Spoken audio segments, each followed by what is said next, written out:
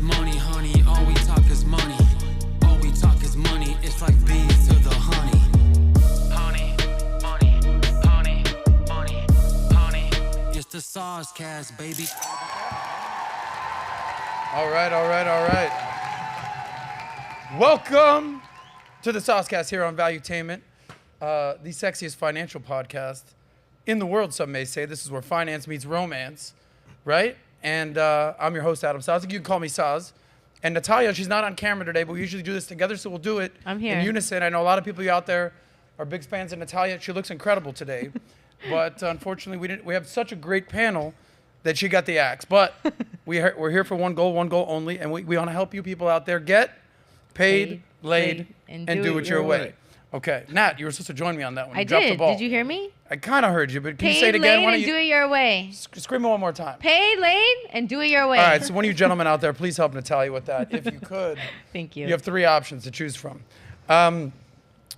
Let's get right into today's panel. I'd be remiss if I didn't recognize the return of Rollo Tomassi in the house, the author of The Rational Male. Some may call you the Godfather of the Redpill, the Manosphere. Hey, I've read your books, man. Some might. Michael just learned how to read. He's going to reference about I've read your 38 books he read this Yay. week, today. Michael Sartain. Someone call Sartain. me a vasectomologist. Yes, these we'll be days. discussing the most that. hated man in the Twitterverse. People do seem to hate you these days for some reason, or be talking about you. You know, they say if they're talking about you, there's a good thing. Just spell my name right. R-O-L-L-O. Rollo's in the house. Former captain, Air Force, men of action, MOA, and Vegas nightlife guru. We're not in Vegas. You mean Kylie? I got to tell you one thing. This guy knows everybody in Vegas. Non-stop introductions. Adam, meet this person. Adam, meet this girl. Meet this girl. I said, Michael, there's too many girls here. He's like, we haven't even got started yet. I'm like, all right, cool. I'll come back and visit you in Vegas. That was fun. But you guys host a podcast called Access Vegas. Mm-hmm. That's blowing up these days. You guys have been, I think you're doing a takeover of Fresh and Fit of their podcast. When's that?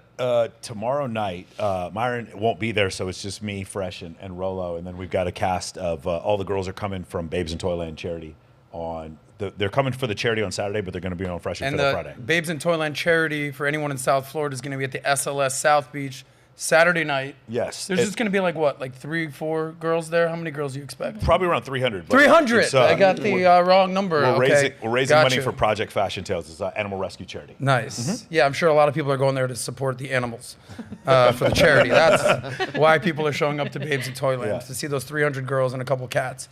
And you also brought your lovely girlfriend. Kylie's in the house. Hi. Don't call me Willis McGahey, right? How do you say your last name? McGahey. McGahey. Yeah. Hey. Hey. How you doing? So the ladies that we're going to introduce you guys, as I'm introducing you guys, I usually ask the women 2 questions, so I might as well just do this now.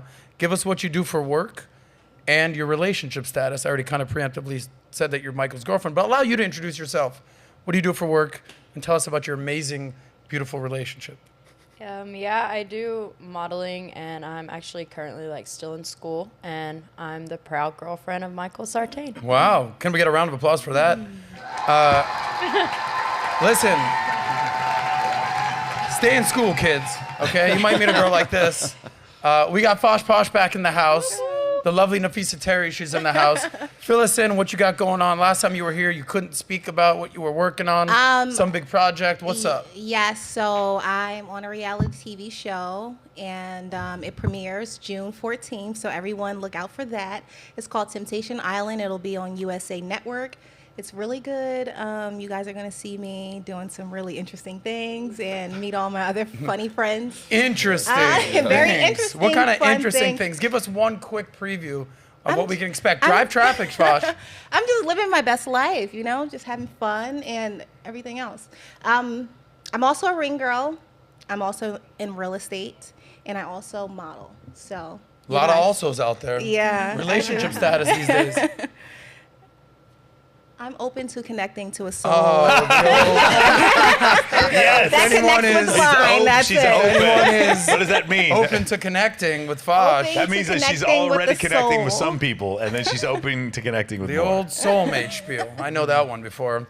My friend George is here. Georgia Mafia. Hi. DJ, celebrity DJ in Miami. Let us know what you do for work. I just kind of already told people, but let us know what you got going on. and your relationship status. Well, I became a DJ here in Miami during quarantine, but I'm also, I think currently on LinkedIn it says DJ, entrepreneur, and experienced producer. Nice. Some of those alsos that Fosh was using before. Yeah. Also this, also that. We Okay. women juggle plenty of things. That's true. That's what I hear about these women these days. Okay, and relationship status. Occasional mini romances, I call them. Situations, I believe they call them these days. Situationships. I like mini romance because it's Mini romance. It makes it a bit romantic. Yeah, every weekend it seems I have a different mini romance, and It lasts a bit longer than a booty call. okay, it's longer than a booty call. Yeah. So give me a time frame of what a booty call is, and what a relationship is, and what a mini romance is. Break that down. Time frame. Wow, it's hard to define, no? But I don't think it's only about time. It's about emotion. It's about what you share. It could be a mini romance. Could actually be just 2 nights, and it was passionate and romantic. And That sounds like a but then long-term you- relationship. Yeah. in Right? I mean, 2 nights, man, we've been dating a long time. Nice. 48 You got a hours. prenup for I 2 keep my nights. expectations low, and the shorter the time, the better. Keep expectations low, and meet those expectations. So it sounds like you're working on those connections that Fosh is talking about. Respect to you. Caro's in the house. Caro Del Rio. Yeah. Give us your story. What's your relationship? A lot of men want to know. They're dying to know. And what do you do for work? I've been involved in entrepreneur environment for a long time, for all my life. I moved here from Colombia 3 years ago. When I was there, I owned healthy restaurants. A healthy restaurant? Yes. Nice. Yes. After I moved here, because someone invited me for a conference for entrepreneurs girls. And after, when I decided to live here, I started to do modeling. I do modeling work here. I am content creator. I am influencer. And I love everything with empowerful women. Nice. You love everything empowering women? What was that? Yes. Yes. Okay. Carl, what city is your family from in Colombia? Say it again? What city is your family from in Colombia? Bogota. Okay. Yeah, Nice. my family's from Now Medellin. I remember Yeah. where I know you. In Maxim Party, you made me an interview. Yeah. I was with the custom of Cruella. Okay. Remember that? Yeah, I do, yeah. I was thinking about that. Yeah. Yes. My family's from Antioquia. Okay. Yeah. Okay. All right, guys, we'll play this Colombian geography later. Thank you, Michael. That's great. Cha-ching. Ironically, I met, when I visited Medellin, Colombia, I also met a lot of Colombian entrepreneurs. There's a lot of women out there are very entrepreneurial Fucked up, dude. in spirit. That's messed up, What? bro. I just said there's a lot of Nobody's entrepreneurial in spirit. our culture. Yeah. The people from Colombia love to be entrepreneur people. Yeah, and they're very Yeah. friendly and they're very Yeah. welcoming. They just invite you in their house. Yes. And maybe you got to tip them, maybe you don't. I don't know. We have like But the just from what I hear. initiative for do everything. We Okay. are like, I was our admitting- people is like Well, that. shout out to the Yeah. Colombian entrepreneurs out there. You Yeah. make the economy go around. Definitely The sexual economy as well out there. Guys, welcome to the show. Thank you. Quick read from our sponsor real quick. I know Michael's got some very strong thoughts about men being the best versions of themselves. I know you've talked about drops in testosterone in men, and I know that this is sort of an ongoing narrative, especially on a lot of the manosphere type shows, is that how the system, the governments, NGOs, World Economic Forum, all that, they kind of want men to be more feminized. You've done countless content on this stuff. And the government specifically wants men with low testosterone and weak. Why? Because they are easier to control. I think we've learned anything over the last handful of years, more control. Once the government gets control, hard to get that thing out of what's going on in society. So it's not just the governments, it's not just the World Economic Forums of the world, it's also all the plastic products that we consume, water bottles, packages, different types of products. Plastics, apparently, you know about this, release estrogenic chemicals. Phytoestrogens. Yeah. Okay, see, they're backing me up. This is why I get my guys here. There's backup right here. That seems pretty toxic to me. A lot of guys get labeled toxic masculinity, everything that comes with that. Seems like this plastic is as toxic as it gets. Here's a little fun facts for you. Testosterone levels have been declining since the 1980s as a rate of 1% per year every year. So over 40 years, that's a 40% drop, let's say. Researchers are calling these changes alarming from an evolutionary standpoint. This is like right in your wheelhouse, evolutionary type stuff. So how do you, as men, fight back against this type of agenda? Well, you can work out, you can lift weights, money muscles game, right? Frame, let's not lose that out. More muscles equals more testosterone, we know all that. You can get good sleep, that's what I do on Sundays. after I do all my praying. You can get sun. Need that this weekend. We can also take some testosterone booster. This was called Turkesterone. All right. So if you take turkey, testosterone, you put them together, Turkesterone. And here's some of the benefits of this amazing product that I've been using for about a month now. I am jacked up, ready to go. Turkesterone. I'll leave this right here. Here's some of the benefits. It increases testosterone, obviously, increases strength, increases lean muscle mass, improves recovery, helps with fat loss, decreases stress, probably most importantly stress these days. So it's basically, they said this, it's basically steroids without all the nasty side effects. Let's go. We had the Liver King on recently on the PBD podcast. That guy was roided out, smelt great, if you know what I mean, not so much. But imagine if you could look that good, feel that good, but not have all the nasty side effects with that. So if you're interested, Turkesterone, there's a link, I think, below. Yep. Now, if you want to learn more about this, you can go to blackforestsupplements.com/value for valuetainment. We're giving, 10% off, I believe, is what it is. So overall, it helps you become the best, most masculine version of yourself. And if you're one of those types that are trying to fight the matrix, this is a direct defiance of the system. So become the best man you can possibly be. So these ladies out there have some real man in their life. I know that they're looking for that connection, some may say. So shout out to Turkesterone. Anything you want to add to that? Yeah, manly man? A couple things. Number one, all you guys out there should have your testosterone and estrogen levels checked. You're free and total.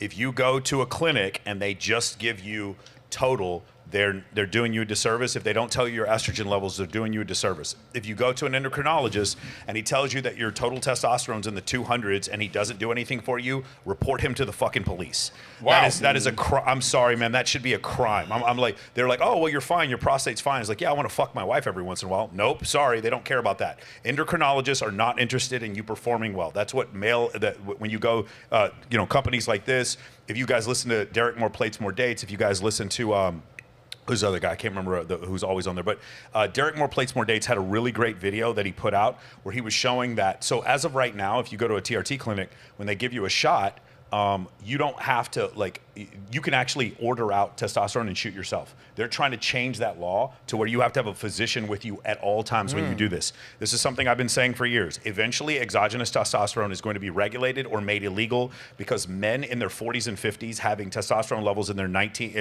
when they were 19 is going to become a threat to certain political people. Like, it's going to become an issue for you to be the smartest you've ever been, the most wise you've ever been, but to have a testosterone level like when you're 19, that is a threat to people. And so because of that, look in the future for more regulation to come down. As I've been saying this for years, right now you can go to a TRT clinic and get anything you want. They're going to start making this harder. The third thing I want to say is learn the difference between anabolic steroids and testosterone. Those are two different things. There's a lot of confusion. Some women are like, oh my God, my boyfriend went to a TRT clinic. He's taking Trenbolone. No, your boyfriend went to a TRT clinic. He's taking exogenous testosterone that is made from wild yams. He is not taking equipoise. He is not taking DECA. That's a different thing. So learn the difference between anabolic and androgenic. I think that's people just need to learn more about this whole subject. I got a fourth point to add. If you don't do what Michael just said to you, I could picture you just coming in like the freaking Kool-Aid man, right into some dude's house being like, you take your testosterone today, brother?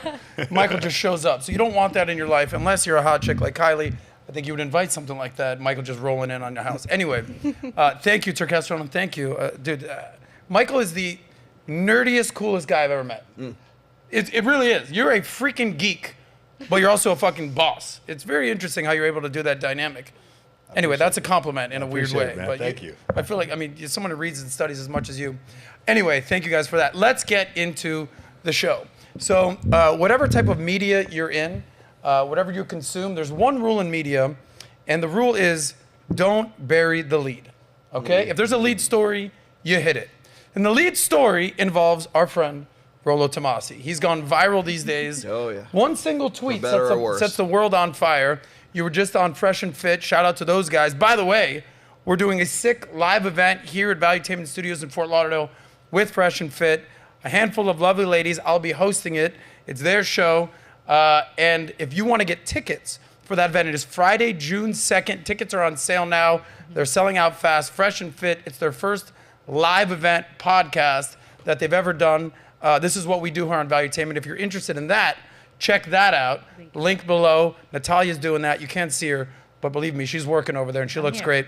But you guys were just on Fresh and Fit debating the two of you. It was like a 2-on-2 WWF match against Sneako and Destiny almost. It's like you were kind of going at it with Sneako. You were kind of going at it with Destiny, 2-on-2. I've never seen Myron and Fresh so quiet. Well, I've seen Fresh quiet, but it was very interesting. They were moderating very well. Yes. If there's anything about Myron, he's very moderate in his beliefs. Yo, That's what I've learned about Myron. Respect to those guys. Shout out to my But politically the moderate whole friend Myron. reason that this debate took place was because a tweet you did. You had Ben Shapiro talking about it. Matt you Walsh. Had Matt Walsh. Lauren Chin. Lauren Chin. The list goes on. Sneako responded. Pretty much everybody at Daily Wire.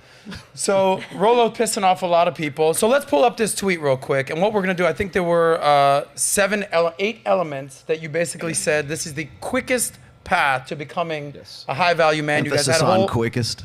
What's that? Emphasis on quickest. Emphasis on Quickest, quickest. not the only path. So, number 1, it says do not get married, okay? Number 2, avoid family creation. Number 3, vasectomy in your 20s. I think this triggered a lot of people. Yeah, now I'm an expert on Yes. vasectomies Number 4, somehow. lift consistently. Number 5, eliminate all sedations. Number 6, learn game and networking, something that I speak about frequently here. Play to your strengths, not your weaknesses. Build wealth. Love that. And resist easing up on your focus. Continue on your path. So, you know, a lot of the criticism or critiques that you've heard of many is, Rollo, aren't you married? Don't you have a kid? Yes. So why give out this contradictory advice to young men out there? What's your thoughts? It's not advice. Everything you read on Twitter is not advice. So let me just throw that one out there. Now, I have been reiterating this on podcast after podcast. The tweet itself was meant to sort of agitate. So just throwing that out there. Jedediah, Rollo agitate? No. Imagine that, right? Yeah, and I'll tell you, to her credit, Jedediah Bila was one of the first ones who got it. Hotep Jesus got it. They know who I am. In fact, as a matter of fact, when I think it was Sneako who brought it up with Jedediah when she was on the show.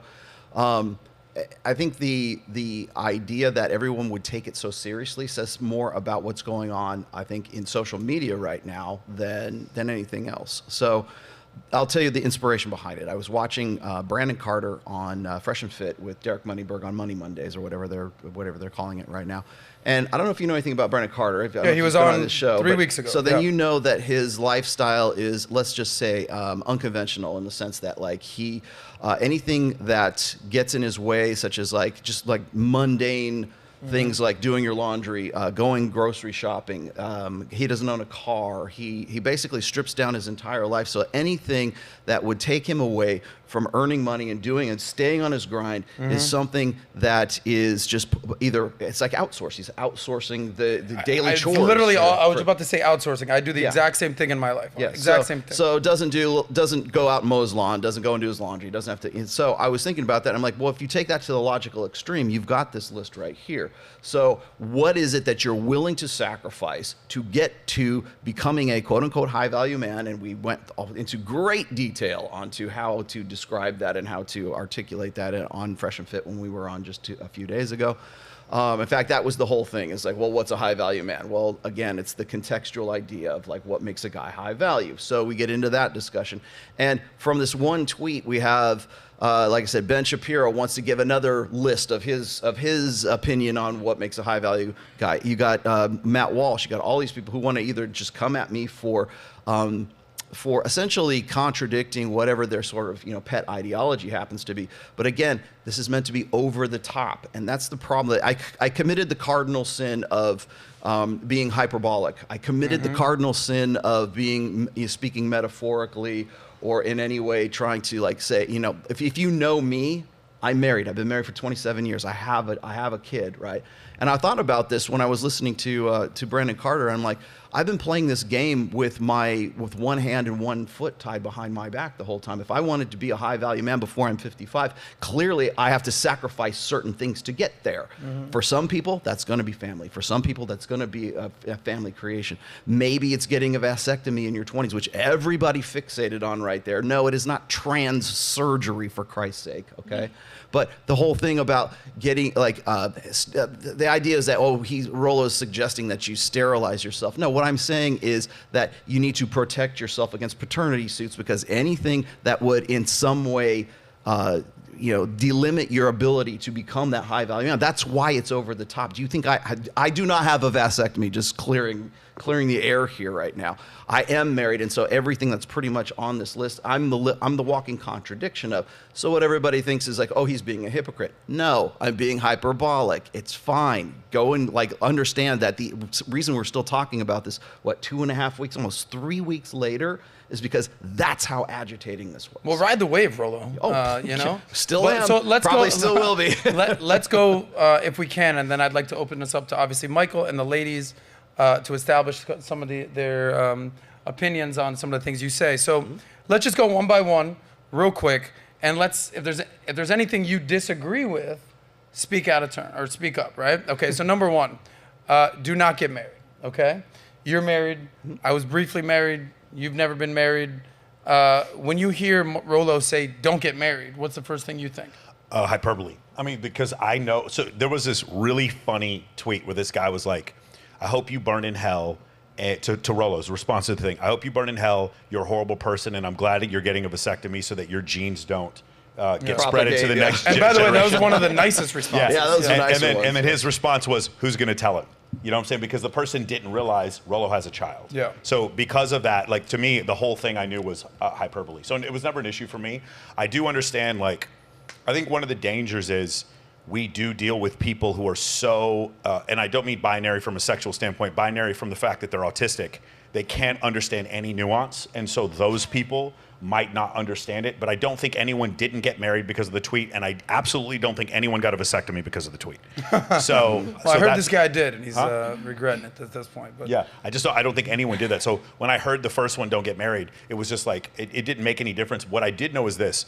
Afterwards, I was jokingly, I wrote vasectomy on Twitter, and I was trying to go viral, but it didn't work. The thing is, if he wrote, hey, they don't hate you enough. Yeah, exactly. Had he wrote instead, hey, start a family when you're ready to start a family, when you have your money right, when you have your career correct. If he had written a very tepid, very temperate sentence like that was long form, the tweet wouldn't have gone viral. Ben Shapiro would not have reacted to it. And you wouldn't have seen, I think the reaction says more about those people than it does about Rollo. What it says about Rollo is that he made a hyperbolic tweet that stirred up reactions in other people. And when that attacked the sensibilities of Ben Shapiro and Matt Walsh, they had to fight back. Well, they're both married, right? Yeah, correct. Because they had to fight back, but he's also married. Well, let's say their idea is we're going to save Western culture by having more babies, and it's the save the West narrative right now. And by the way, you're going to see more and more of that happen, I think, in sort of social media right now as we get closer to election time. It's going to be we're shifting to the culture war narrative. Any of you ladies have any strong feelings when someone like Rollo or Michael say don't get married? No? No. Don't you want to get married one day? I mean, yeah, but I think that the point of when women can get married and men can get married is so different. So Give me that difference. I agree with Rollo, waiting. For men, it's probably better to wait until you have your ducks in a row per se. For women, it's kind of when you found the right man or the man that you aspire to be with, and then it comes to that time for him. I think that's it's different. Give me an ideal age difference. If you're saying that a guy needs to wait or a girl needs to capitalize on their youth and beauty, what do you think it should be? Well, women, we're at our best in our early mid-20s. That's probably our better time. And men, probably their late 30s, early 40s, they're going to be at their peak. You're at that time, buddy. Am I? Oh, yeah. That's right. I'm 45. Yeah. Well, Fosh, any strong opinions on the marriage conversation? I think what you tweeted probably got people riled up because they look at you as somebody to get advice from. So they're taking your advice as something that, I'm going to take this to heart because what you say, they're like, oh, okay, Rollo, he's speaking facts. So it's if you tweet something like that, now they're looking at you like, oh, you are a contradiction. Now I can't trust anything that you're saying. So that's what my mind would be. You know what I'm saying? But I don't, here's the thing. While I agree with you, I don't think Ben Shapiro looks to Rollo for advice. I think Ben Shapiro got his ideals attacked and had to attack back. Does that make sense? No. Huh? You don't think so? You can explain further. Yeah. So Ben Shapiro is he married the first woman he had sex with. Oh, okay. So to Ben Shapiro's mind, having a high status man is somebody who stays very strictly in a religious context. In his case, he's Jewish. And in that context, you marry you lose your virginity to the woman who is your wife on your wedding day, right? Okay, I have a question. Yeah. So I don't know who this Ben guy is. Okay. But is he a high value man? That's the whole debate. Right. So he's a very he's a very popular broadcaster. I think he he rich? is. Huh? Yeah, Yeah. he's very Is he rich. rich? Yeah. Quite a bit. So it worked for him, right? No. It's not that it's not that it worked for him or didn't work for him. The point was, if Ben had made the original tweet, Rollo wouldn't have been offended. Do you understand? It wouldn't have been an attack. It wouldn't have been an attack. Like if he on would my have way said, left. "Get married, have kids, Correct. start a family." That's exactly right. I think his response says more about him than it does about Rollo, because I think from their standpoint, they find it. So Rollo and I, if you were to say, I want to have several children and get married when I'm young and have those several children and run a business and make a little bit of money, but just enough to feed my family and live out on a farm, am I a high value man? Rollo and I would probably be like, if that's how you define yourself, yes. But if another guy came to us and be like, I'd never want to get married, I don't want to have kids, I want to have 10 million in the bank, and I want to start a huge charity to support X, Y, and Z, am I also a high value man? And Rollo and I would probably say yes. But Ben Shapiro would not, because you didn't have a bunch of kids and you don't go to synagogue every day. So now by his definition, you're not a high value man. Whereas for us, what we believe is it's whatever you think in your personal denomination of life, that's whatever you believe is high value man. We can accept that to a certain extent. If you're an incredibly toxic person, then maybe not. But for the most part, we would probably agree it's whatever your definition is. I agree. I agree that people have different paths in life, Yeah. and whatever feels right to them is what works. Yeah. But by the way, the tweet says the quickest way. It doesn't say the only way. Everyone the seems to best miss way, that point. yeah. Everybody seems to legitimately, the quickest way to become a high value man, if money is involved, is it to have kids or to not have kids? Stacking your money. Okay. Is it easier to stack your money when you have kids or when you don't have kids? Now, what's the 10 out of 10 hyperbolic? And for those of you who went to public school, hyperbolic means exaggeration. For those of you, for what is the most hyperbolic example of not having kids in your 20s? A vasectomy. It's not real. We don't. I have a question for that. Is that reversible? It is, but the further from the beginning of the vasectomy to when you get it reversed, the less likely it is to be reversible. Does that make sense? Yeah. Yeah. So that it becomes problematic if you wait like 10 years to do it. Yeah. I would argue that one, because how are you a high value man to a woman if you cannot provide children anymore? Right. So here's the thing. Again, going back to what you said before, are there guys out there that you can think of, George Clooney, Derek Jeter, who have sex with attractive women and don't have babies with them, and yet the rest of the world still thinks there's high value? You have a different opinion for what your high value is than other people. And we're not telling you you're wrong. We're telling you everyone can have a different opinion of what a high value person is. And then you get to high value people who are horrible, horrible people, like politicians and certain CEOs and executives at companies. They're horrible people, but everyone comes on their yacht. Everyone comes to their parties. Everyone comes to their birthday. Even though they're fucking horrible people, they do so.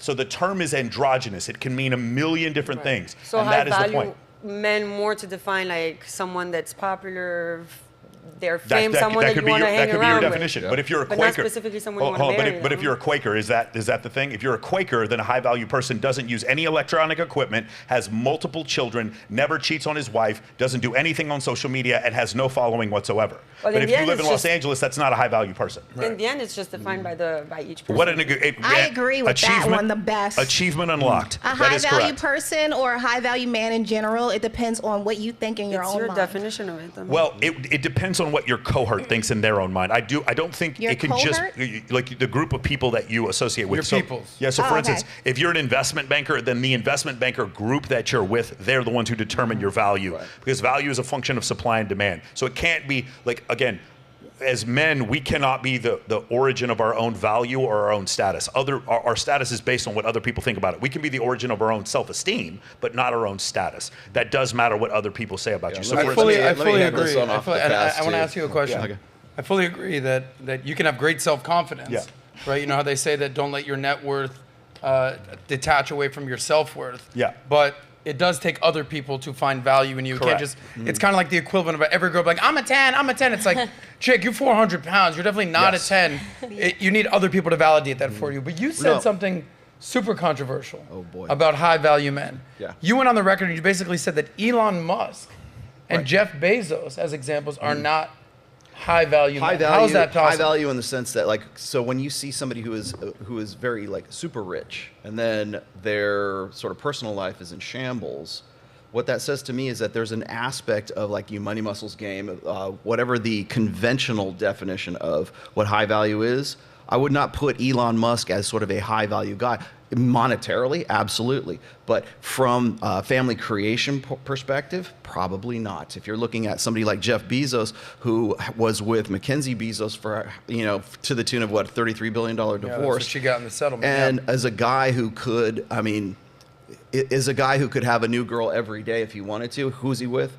Lauren Sanchez, right? So in my estimate, when I see that, I go, well, that's sort of something that's a part of his life that's out of balance. I'm not saying he should have like new chicks every day. I'm just saying that if Lauren Sanchez is who he's trading for from Mackenzie Bezos, which everybody had a problem with back then that says to me, like maybe his headspace is not in the right. But get back to Elon for a second. Mm-hmm. So you're saying that Elon's not completely high value because his personal life, he's had divorces and kids out of wedlock, what have you? Well, I mean, according to the standards of, say, a Ben Shapiro, then yes, because he's basically I love you, Elon, but all he does is breed. I mean, all he does is have a string of relationships with women and has Isn't babies that part with of the them. purpose of like? Well, okay, if that's the case, then is Nick and Elon's rich as fuck. Nick Cannon? He can do that. Is Nick Is Cannon Nick a high Cannon value guy? value man? I mean, what would you guys think? No, I think what he's doing is irresponsible.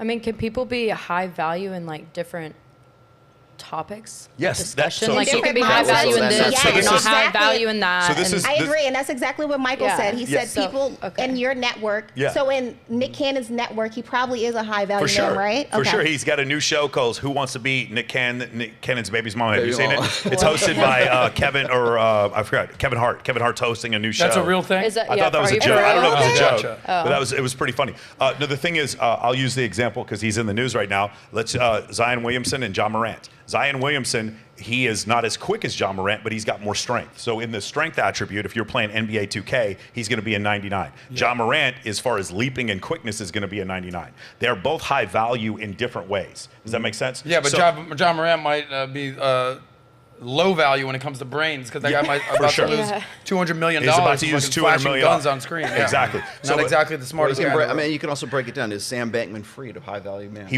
definitely was at one point. Jeffrey Epstein a high if he value has man? You can less definitely brain say and Jeffrey more money, Epstein does was that at one balance point. out? The problem is when you think, the society think a high value person is only when you talk about money. I am agree with you. Yeah. It's so many things in the life that is important. Was Mahatma Gandhi You know, a high not value only man? the money. For example, I am agree with you. I know so many rich guys. For me, are not high value men.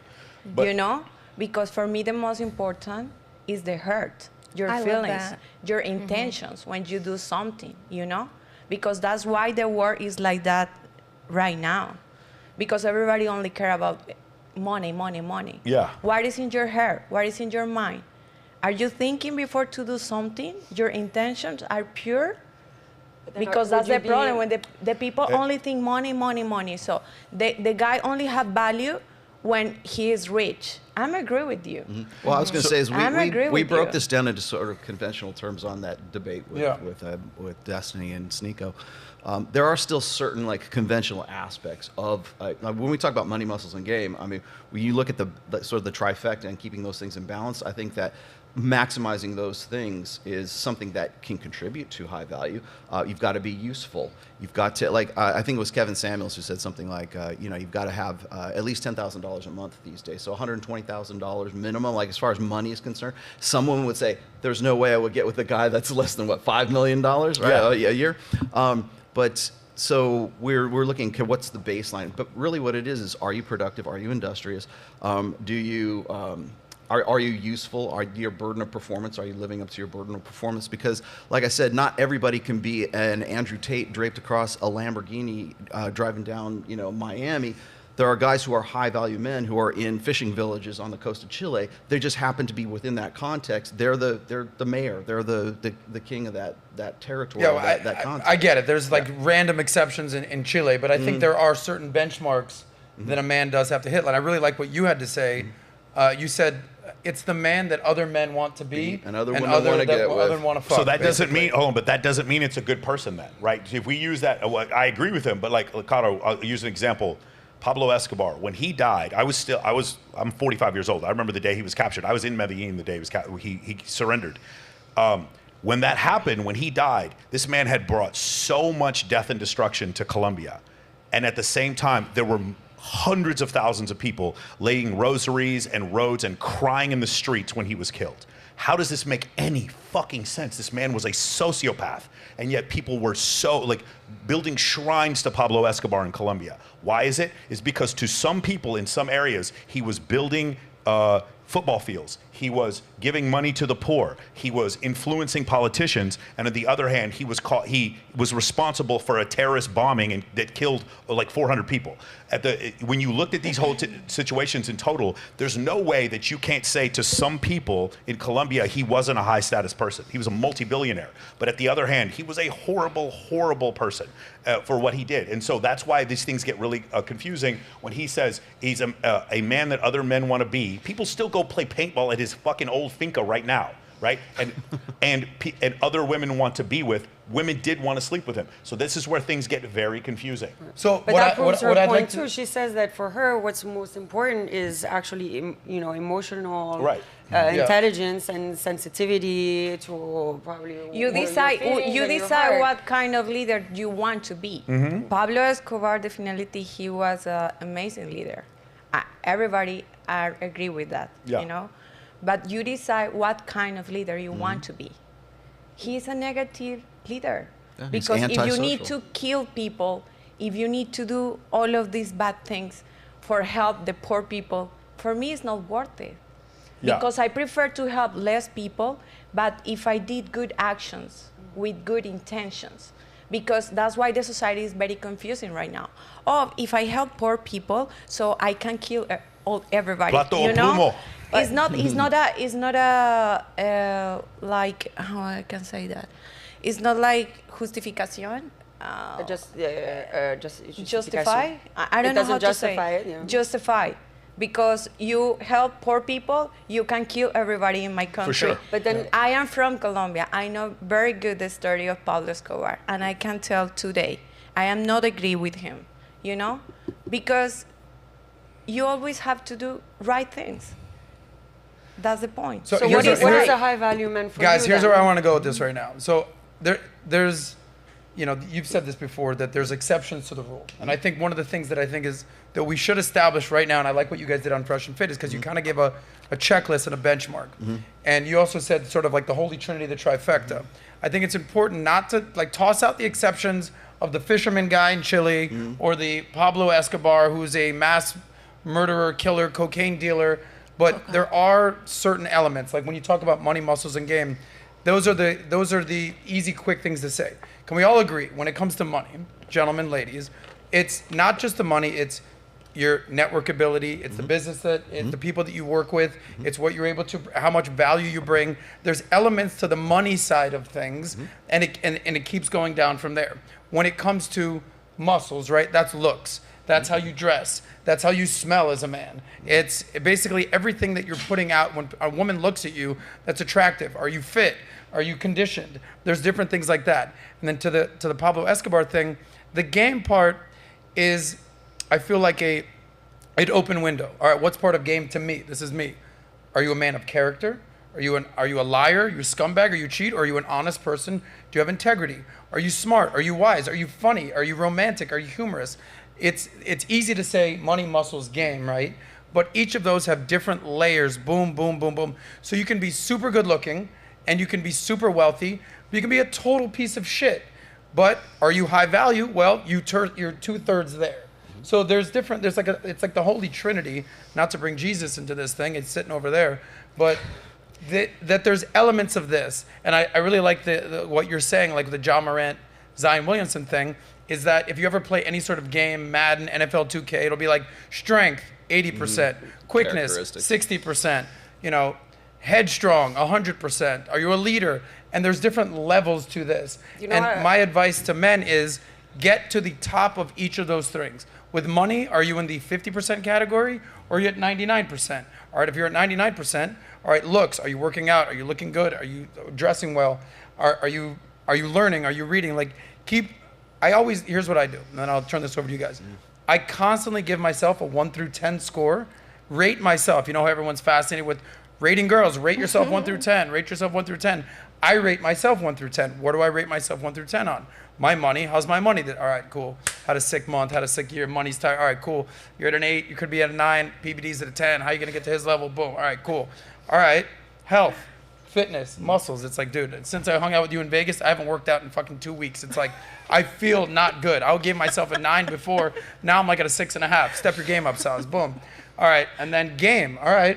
Personality. I'm reading. I'm learning. I treat people the right way. Nat, I really appreciate you. I have to remind myself to show appreciation because sometimes I'm a dick. I get it. But I'm constantly giving myself a score to improve. And that's really the message to people out there is that wherever you're at, wherever your definition of high value man is, just keep improving, as you say, and the world will judge you by those results. Now, the question I have is, how fast do you want those to all of your stats to increase? And what do you have to sacrifice? And what do you have to do to make those stats increase? And remember, we all have our own innate sort of talents and strengths. So maybe one of those attributes is very easy to get up. Others are very, very difficult to get up because of, maybe you just have a natural deficit in that. But again, hyperbolically speaking, when I'm putting a tweet out like that, what I'm saying really is, are you willing to sacrifice, like say what a Brandon Carter is willing to sacrifice, basically outsourcing all the things that we sort of take for granted. I mow my own lawn. I pick up my own dog shit because I got dogs out there, right?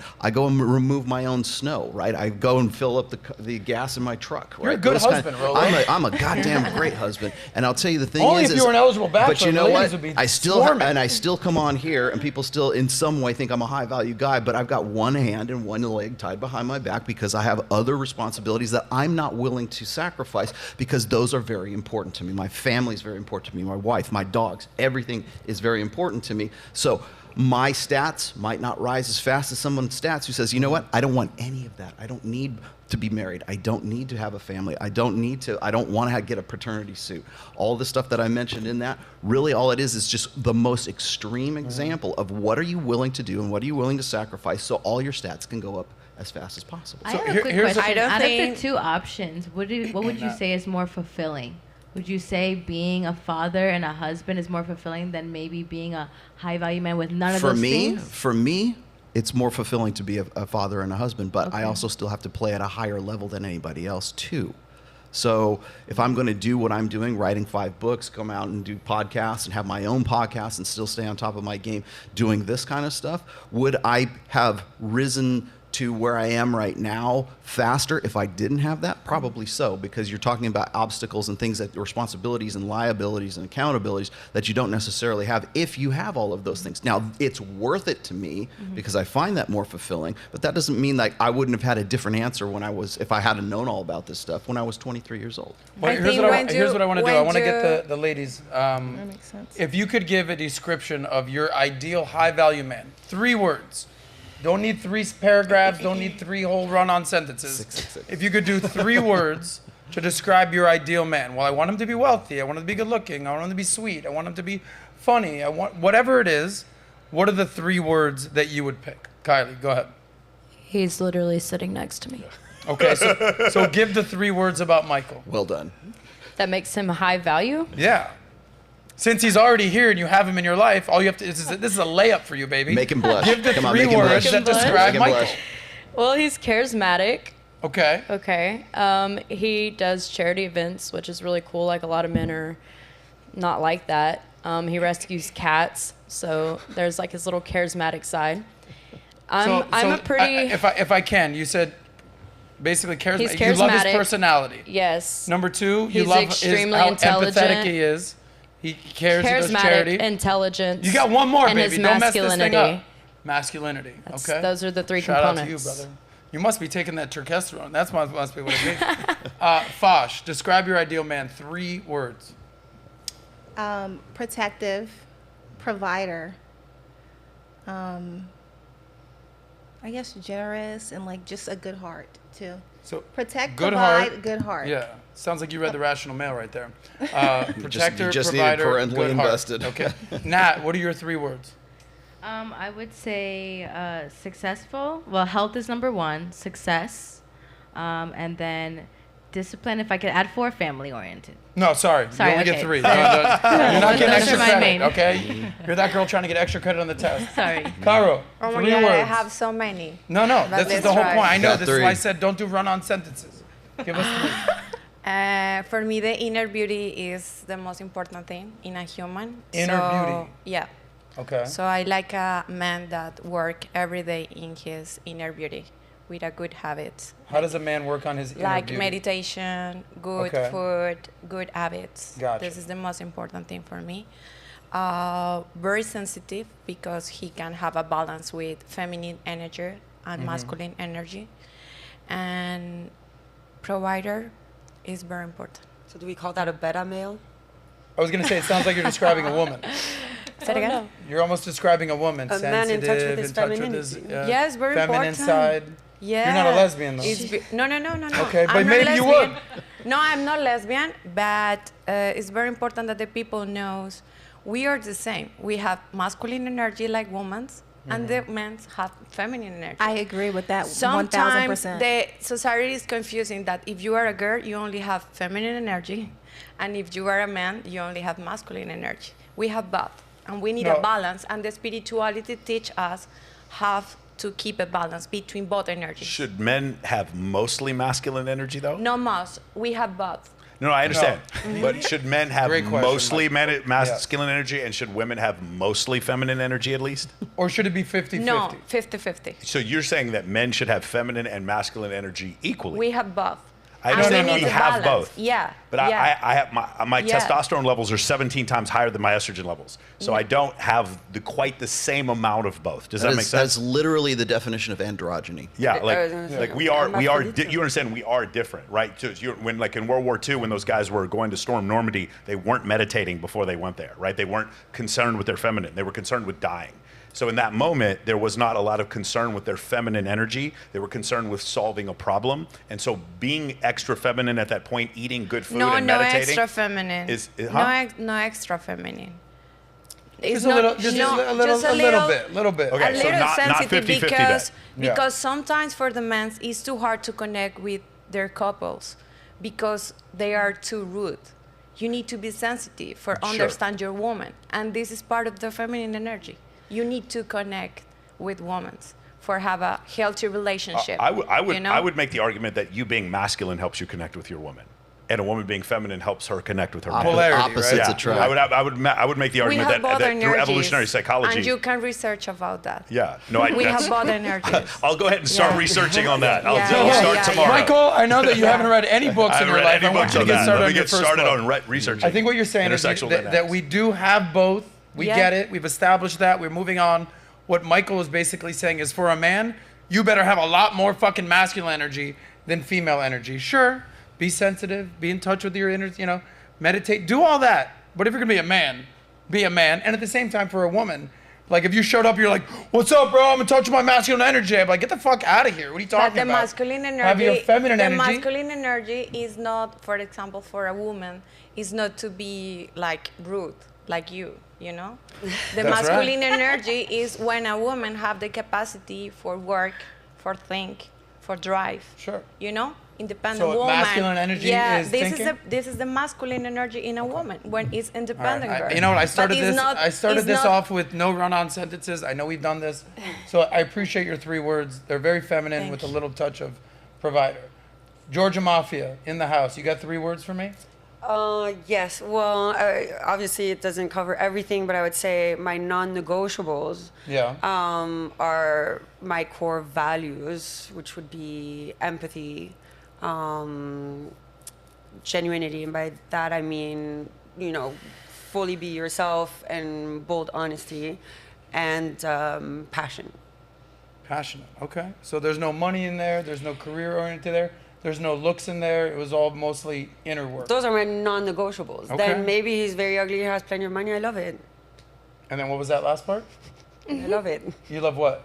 I love him. If he has plenty of money. Oh, if he's got plenty of Even if money. he's like, you know, it's all about balance. So here's the question. Would you rather have Balance the checkbook. Some people call that opportunism, but okay. Would you rather have, this is not a trick question, if you could only pick one, binary, a man, he's in touch with his inner workings, his inner beauty, he's in touch with his feminine side, he has all those beautiful things going on, he listens to you, but he has no money and he lives with his parents, or super successful guy, taking care of you, he's got all the money, but maybe he's just not there emotionally, and there's sort of, he's lacking that presence that you want in your life, that emotional connection. What would you prefer? So the second guy can't bring me the emotional and caring side, that feminine side that I do need. Okay. Well, So you're going to be living with him in his mom's house, but you guys are going to be connecting the fuck out of life I'll right choose there. the first one and help him get rich. Okay. And how are you going to do that? Plenty ways. I have Let's hear some it. secrets. Okay, help him get It's rich. coming. All right. Teach him how to use beatboard. Invest in his potential. Rollo, okay. Correct? Is that realistic, though? Well, no, it's not, Bring out because the most best women in want a them. turnkey relationship. Yeah. They want to find a guy who's already Yeah. made. That's Right. why women tend to want so- a man that's older than them. This is why they want to fuck the people at the finish line, right? What's Well, the yeah, famous phrase? Well, I'll quote Rich Cooper here, is that women don't care about a man's struggles. They wait at the finish line and they want to bang the winners. I think that's half correct. I think that not every woman can be the woman waiting at the finish line. She has to, in some way, find a guy who has potential, invest in that potential, and hopefully he will be the guy that's going across the finish line, and she'll be in the car when he goes across the finish line because she took a chance on him back when she was 23, 24 years old. Now he's a winner. Now she's a winner as a result of that, and it was she bet on a winning horse. Besides from experience, like it's a lost cause trying to teach a guy to be more emotional and intelligent. But isn't it harder to teach a guy how to go make money, though? I haven't tried that yet. But that's my point. No girl's going to find a guy and be like, all right, you've got all the emotional side of things. Now let me get your broke-ass a job. Let me help you figure it out, buddy. Girls won't do that. I'll make him write poetry. Okay, so yeah, writing poetry, that sounds like a great idea. Walt poetry, Whitmer's in the house just really good. making all that money these days. Let me explain maybe why our viewpoint is different on this. And it's not just because we're men. It's just because we all used to be in our 20s, and then we're not in our 20s anymore. When I was Kylie's 21. When I was 21, if I went up to a girl like Kylie when I was 21, she wouldn't piss on me if I was on fire because her priorities were different than my priorities were at that time. So here's the thing: if I choose to increase my success, read more books, improve myself, and like we talked about all the different sliders, if I do that and then I can see anecdotally that women are more attracted to me, it's really hard for me then, no offense, to listen to your advice about me being more feminine, being more in touch with my feminine side and being more sensitive, because I watch guys who are more sensitive and they get stomped on by their girl. Then I watch guys who are more business oriented, more problem oriented, and more success-oriented and more masculine, and I see them having many, many more women being attracted to them. So when I listen to what you say versus what I see, remember I was broken in my 20s, and now I'm not broke in my 40s, those experiences, and then the experiences of Rollo, and the experiences of Adam, when I look at those things, it's very clear to me that what you're saying, while it may seem really nice theoretically, in practicality, it's not true, because I was once 22,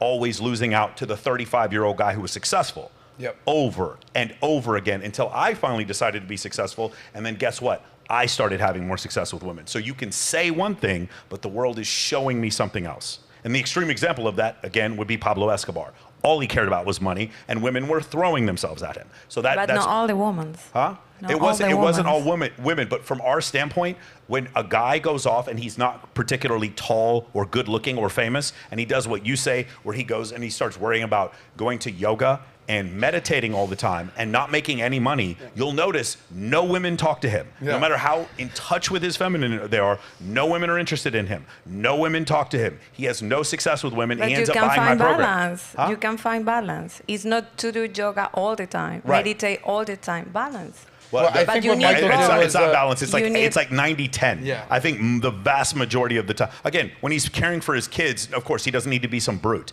But the majority of the time, he needs to be a masculine provider. The most successful people is learning now how to meditate. I agree because they have that privilege. Getting stressful. Carl, but they have the privilege. Again, if the zombies were here. But you can meditate 15 minutes Can in I the morning. meditate in a squat minutes. rack? Can I meditate at the gym? Can I meditate while I'm lifting weights? Does that count? You can meditate wherever you want. Yeah, but I mean, like what form of meditation? What is a meditation? That's the whole thing. I love it when people say you just got to sit there and just like, peace out, right? But it's Carl, I meditate in the gym. That's how I meditate. 10 minutes. Okay, I'm gonna say something else that's gonna offend a lot of people, but I'm just gonna say it. What we think of meditation today is a fucking Hallmark card. We have been sold this Western version of meditation that was made for consumerists. Like when you listen to Eckhart Tolle, when he talks about modern meditation, he laughs at it. You don't need to have a guy with a man bun wearing Lululemon pants who's a meditation organizer saying namaste at the end of the day. You know what I'm saying? Who does a bunch of, whose name is Brock, who can do the splits. People think that that's meditation or that's yoga. No, if I go shoot baskets and I make 10 free throws in a row, that's meditation. If I get on the squat rack, that is meditation. And if I solve a problem at work with my team, that is also meditation. Because the point of meditation is not to sit there and go, The point of meditation is to bring you into the present moment. That is the point. Your power and it has connect with yourself. It has been horribly misinterpreted by Westerners in 2023 to believe that I need to have Lululemon pants on. It is not actual meditation. It's not about that. But meditation is to bring you into the present moment. So if I jump out of an airplane, that is meditation because it brings me into the present moment. That is the true interpretation of what that word means. And it has been bastardized. It has been bastardized so that we can sell hot yoga courses. That's what's happening right now. You don't need a meditation coordinator. If you guys want, it's just crazy the way that this whole thing is changed. Like if you actually go back, because I'm not a person who reads quotes, I actually read about Gautama Buddha. When I understand what the Buddha actually meant, versus like reading some inspirational quote that I saw on Instagram that I double clicked on, like I liked. No, you have to understand what that means. Satori means absence of mind. It means I want for nothing. That's actually what meditation is. And it has been bastardized and misinterpreted so horrifically over the last 100 years so that people can sell meditation courses and books. And Joe Dispenza and Deepak Chopra can make a mockery of quantum mechanics and start talking about mysticism when it has no basis in reality whatsoever. I'm gonna go meditate at the gun range right after. Yeah, for sure. If I go to the gun range and I have a rifle and I hit 10 bullseyes in a row, that is present moment awareness. That is meditation. If you were to look at the neurochemicals and the actual way that my brain waves are working when I do that versus somebody who sat there and did a 3-day ayahuasca retreat, it's the same effect on the brain. It brought me into present moment awareness. There is no difference between the meditation or the mental health ability of somebody who's a really great quarterback than somebody who's a yogi. It's the same. It's just we have interpreted one thing to be more peaceful or more feminine than the other, and it's been a massive bastardization of this idea. But you are right. The most important thing is to learn how to be present. Yes. Because it doesn't matter how money you make at the year. Correct. And if you don't know to be present and connect with the other humans, you are. All right, guys, hold on. Listen, we got a 2-hour show here, and I think I was working so hard. I'm very upset with you right now. Yeah. I was working so hard to get this next show sponsored by Bikram Yoga, and I think they just pulled out. So fuck you, Michael. Shout out to Bikram. Yeah, we were working on that. Bikram. Let's move on here. I think we've established some of the merits of high value men, and we all kind of gave our take on that. What I want Rollo and Michael to do, and then the ladies to weigh in, is obviously there's a lot of men watching, but a lot of these men want women. How would you define a high value woman? Are there certain benchmarks? Let's leave all the, fringe women out there. Like, depends if you're living in a fishing village in Chile. Let's pretend we're in America. Oh, there's conventional aspects. Exactly. Let's get conventional with this. I'm not talking about passport bros moving to different countries. Let's pretend we're all staying in fucking America. And how would you define a high value woman here in America today? First off is physicality, physical fitness, and not just as an obligation, but as something that is like sort of intrinsic to that woman. Physical fitness is number one, simply because we live in a country right now where 75% of the population is overweight.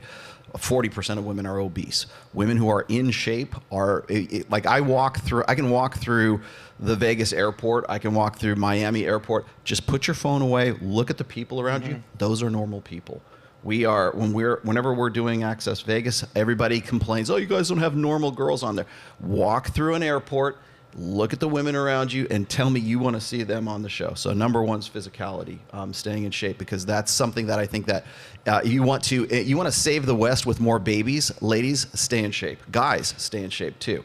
So that's number one, the physical side of things. Also, there has to be something that is value added. So it's not just, is she sexually available? Is she hot? Is she past the boner test? Do I want to get with this chick? There has to, if you're going to form a long-term relationship in some way, there has to be something that is a value added to that woman, which I think is where most women today kind of like drop the ball. They think that value addedness is to be more masculine. I have my business, I have my education, I have all these things that make them the man that they wanted to marry.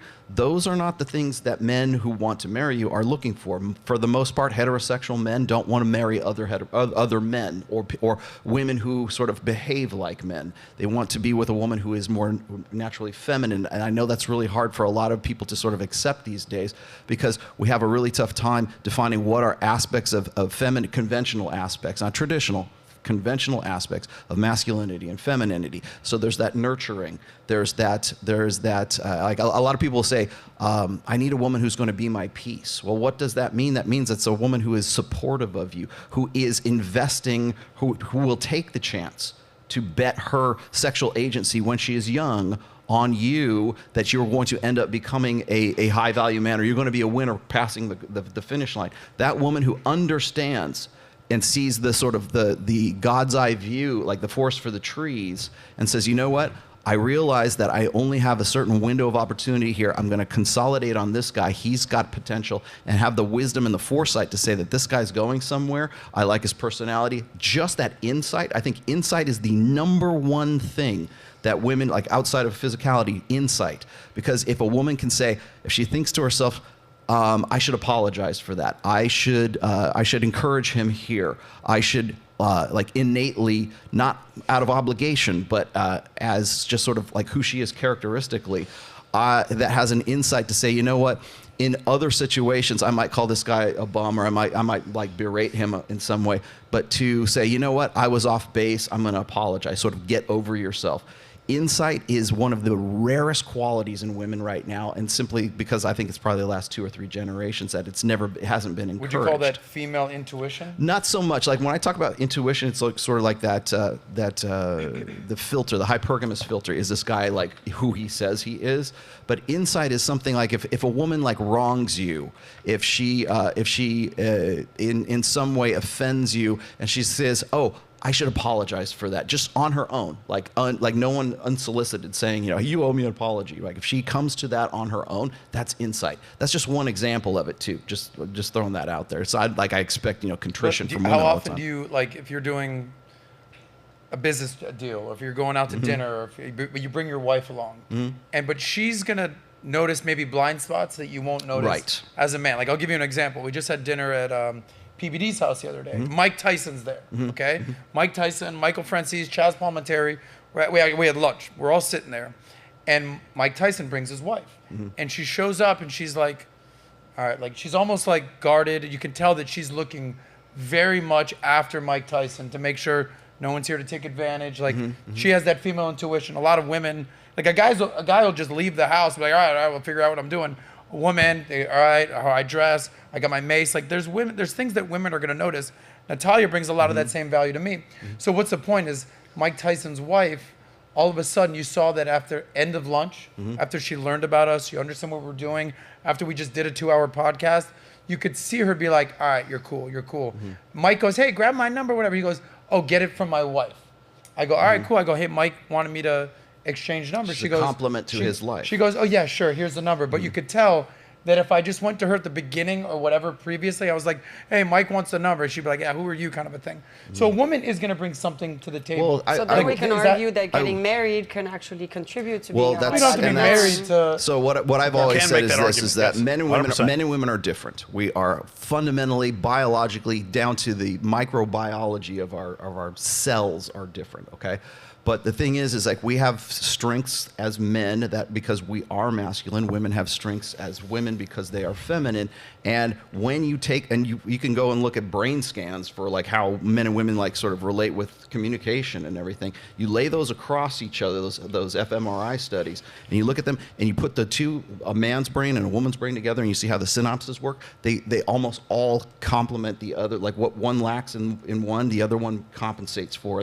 We are innate complements. We are evolutionary complements. You can say we were created that way or we evolved that way. It doesn't matter. We're still complements. We are better together than we are apart. Then and so, not married.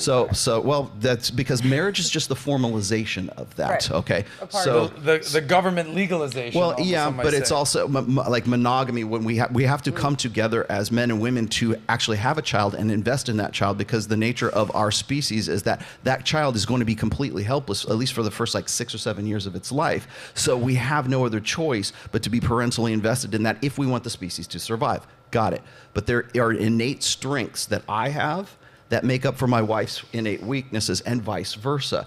Women who understand this have insight. Women who understand that I have these strengths that, like maybe it's Mike Tyson's wife, right? Understanding that is you want two people who are playing on the same team and playing the same game. It's like mixed doubles when you're playing tennis. Like you can't be hitting the ball at each other and win the game. You have to have people who can be in the right place at the right time. So when I talk about like how women are innate complements to men, that goes against the common idea that we are 50% masculine and 50% feminine and all this stuff. Because what happens in that scenario is you become this androgynous thing that doesn't need anything outside of itself.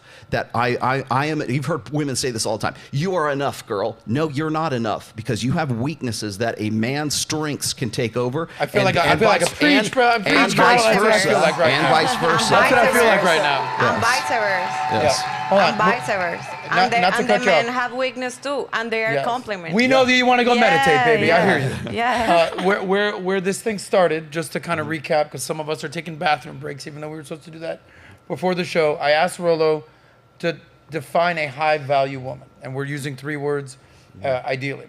So Georgia, and then we'll go kind of around this way, and I'll give Michael the last word on this. What do you think are the words that would describe a high-value woman? Georgia, and then we'll go around this way. Well, have you seen that video with the guy that does the hot and crazy ratio? Yeah, hot crazy matrix. Yeah. Hot crazy metrics. I love that. That was Michael, by the way. I really want to see you guys do exactly that, but for a high-value man.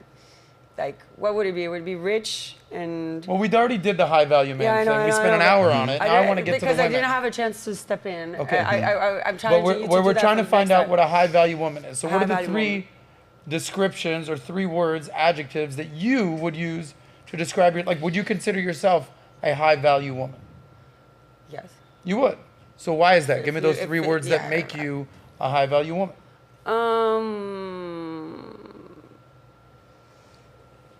Caring.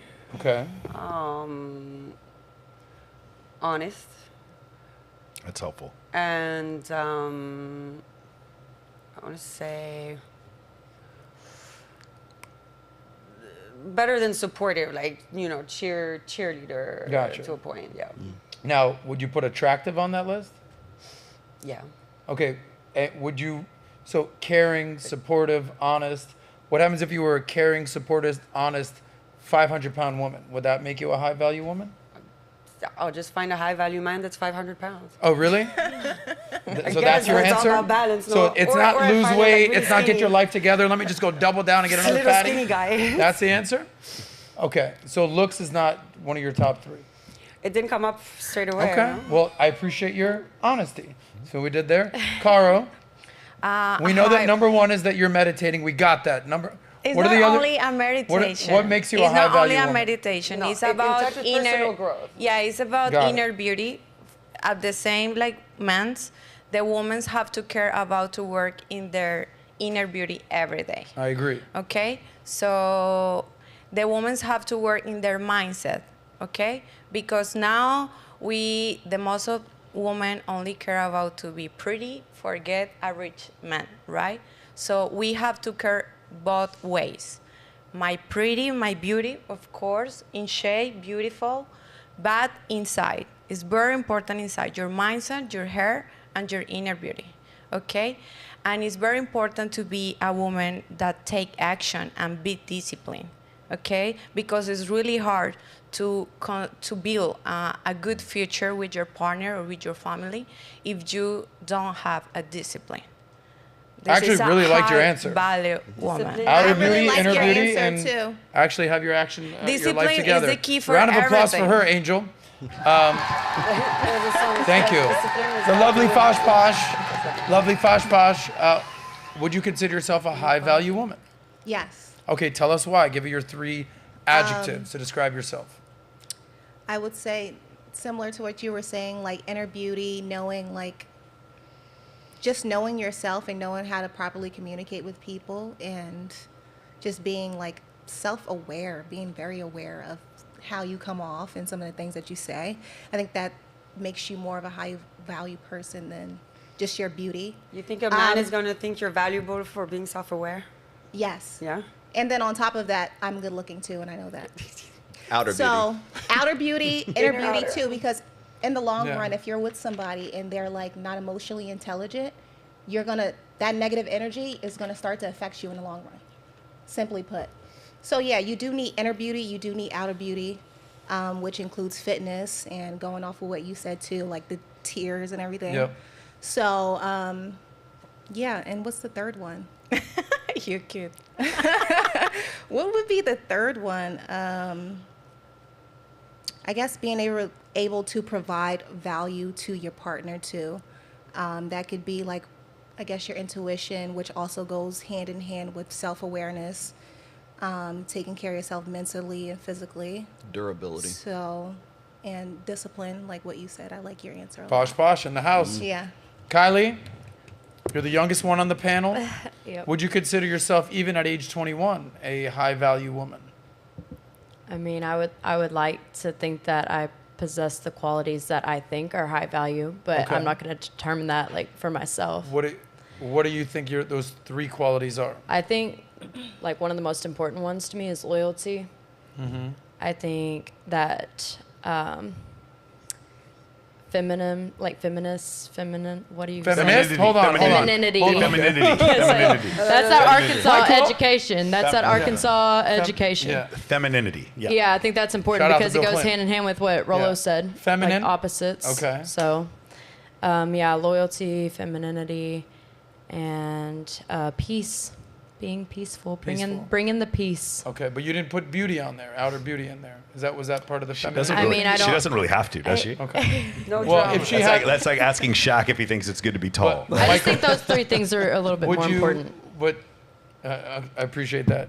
If she had all those qualities, all those amazing qualities, but she wasn't attractive, would you date her? So I told her this before. She is like, there's a level of attractiveness to where I would have dated her, and she's so far above that level. I tell her before, if she wasn't as attractive, I still would have chosen her. She is more loyal than any woman I've ever been with. She would stab all of you. I'm not even kidding. Did we check her pockets before we Yeah, came you in? probably should have. With a metal detector. She did not. But in my estimation, that's why I chose pulling in the same direction as me. She's coming on the show with me right now. This is not something she was super familiar with. When we met, she never watched any podcast before, right? And so Because you got to be 21 and older to watch. Yeah, exactly. the podcast, Okay, so- Yeah. that's just getting started. That's This why. one in That's it. particular. Yeah. Yeah, for sure. I'm fucking with you. So yeah. So now I would say loyalty. What Rollo said was spot on. It would be for me though. It would be loyalty. Do you bring the peace, and are you pulling in the same direction for the empire that we're building? I tell her all the time when we're laying in bed, I'm like, babe, I have a plan. And I try to explain it to her, like, I have a plan. Like, this is a 20, 30-year plan. And a lot of times when, and this will happen, a discussion between a man and a woman will want more histrionics in the discussion, and a man will want to solve the problem. And a lot of times it's because a woman wants a feeling today, and a man wants to provide and protect for the family 35 years from now. And so a lot of Do you times think men that have that type of foresight or not a non-myopic vision? I think some men are. I think for us, when I tell her I have a plan, the plan is what are we going to be able to do 20 years from now? And so for me, that's a problem-solving issue and not an emotional issue. Men are innate problem Correct. solvers. And What does that do for you, Kylie, when you hear, hey, 20 years from now, we're going to be good? All right, what does that do for you? I won't Like, be able all to right, walk, but yes. yeah, Michael's going to be 145 years old fighting Joe Louis out there. Yeah.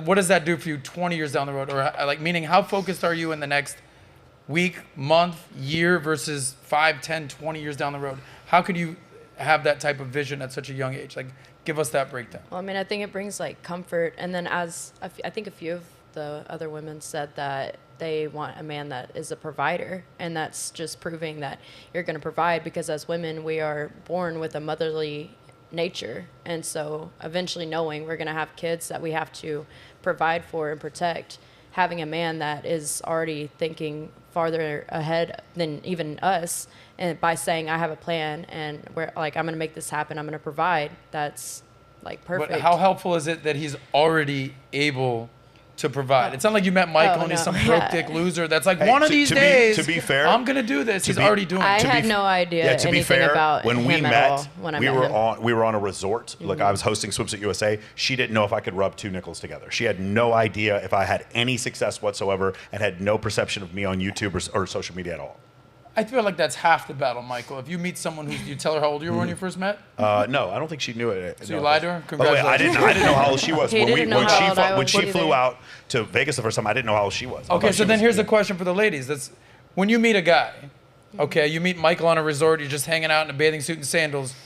Does your female intuition kick in and be like, all right, this guy's probably got something going on? Or you're like, I don't know, when I get back to the States and I get internet connection, I'm going to Google this motherfucker, see what he's doing. Like, how much is female intuition weigh into like, all right, this guy's probably got something going on? Like, I'm sure you guys are all attractive ladies. Guys are hitting on you left and right. Do you have like some sort of like, they call it in the gay community, gaydar or whatever? It's like the bullshit radar. The bullshit radar. Feminine like, intuition. how much of this kicks in? You're like, all right, this guy's probably got this going on. He's probably too good to be true. He's probably a cheater. He's probably married. Yeah, he's probably renting the car for the weekend. He probably doesn't. Oh, this guy's he's wearing a fancy watch. I can tell he's got some money. How much can a woman, speaking of female intuition, how much can you decipher from that? I mean, for me, like, this actually happened. Yeah. The first time I saw Michael, like, I thought he was really cute, but to be honest, I didn't really like him at all.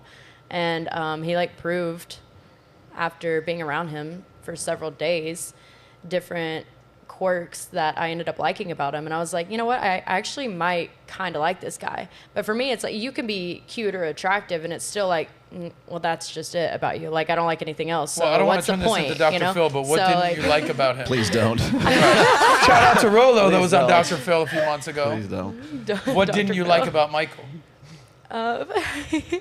Me and my friends were walking around and he gave us this like look, this like little like eyebrow raise look, and I was like, what's this guy's She problem? thought I was like trying to I thought challenge he was her to kind like of a some douchebag. prison yard shit. Yeah. And really I was just like, wow, Yeah, that girl I is was- really I was attractive. Prison yard shit. I was about to pull out my knives and go try something. Okay, but so then here's my not, point. Not really. He made you feel some type of way, and you were actually thinking. He pointed out Jupiter in the sky, and my heart melted. But you knew who he was. It wasn't you're like, oh, who's Did that? he write no that lie. poetry It's You're like, no oh, that lie. asshole over there. It's no lie. I'd rather a girl call me an asshole than not know who I am. Oh, I didn't know who he was at all. I don't mean it like that. Like, I'd rather be like, oh, what do you think of that guy? I don't really know. I'd rather a girl be like, yeah, he's an asshole. And then when they think you're an asshole, and then you're actually, well, let me get you a drink. get Hey, to let me know take you him. out. And you can kind of warm your way up, and Yeah. then next thing you know, wham, bam, thank you, ma'am. However, if they don't feel any sort of type of way about you, so I actually give you credit for giving her the rock eyebrow thing. She thought you were an asshole. Look at you guys, 9 months later. Okay, so Fosh, do you have some sort of intuition when you meet men, as Georgia Mafia calls it, the bullshit radar, right? Can you Yeah, you can kind look of at him, figure like, that out? His mannerisms, body language, social cues. You don't really have to say much, really. You can just kind of look at him, the energy that he's giving off. Can you tell if he's rich and successful? Not always, no. Does he smell like money? She sniffed. Just sniff the microphone. Those are Does he expensive smell like money? microphones That's right not there. going to be the first thing I'm thinking about. But Okay. You can probably just ask a few questions and get an insight. Like, Okay. oh, okay, what do you like to do for fun? How about you, Georgia? Well, When does your bullshit radar go off? pretty quickly. Give me some of those things where it's like, all right, this guy's a liar, this guy's a cheater, this guy's a scumbag. You see directly when they're actually listening to you or not. Like, What'd you say? Hold, No, I'm just kidding. hold a conversation, and if they respond with questions or are actually interested in what So you're engagement and saying, actually you'll know presence that is big they're for you. yeah they're here maybe for not just to get you into bed, and they're interested in what's in your head. But then some are pretty good at playing that game and going to bed and then not listening to you the next day. But no, bullshit radar is pretty easy, especially in Miami. I was recently on a date with a guy that talked to me long and long about all these businesses he has and the side hustles and how much money he's One of the gonna make crypto with, bros. No, surprisingly, he wasn't. Like, plenty of stuff, but not that.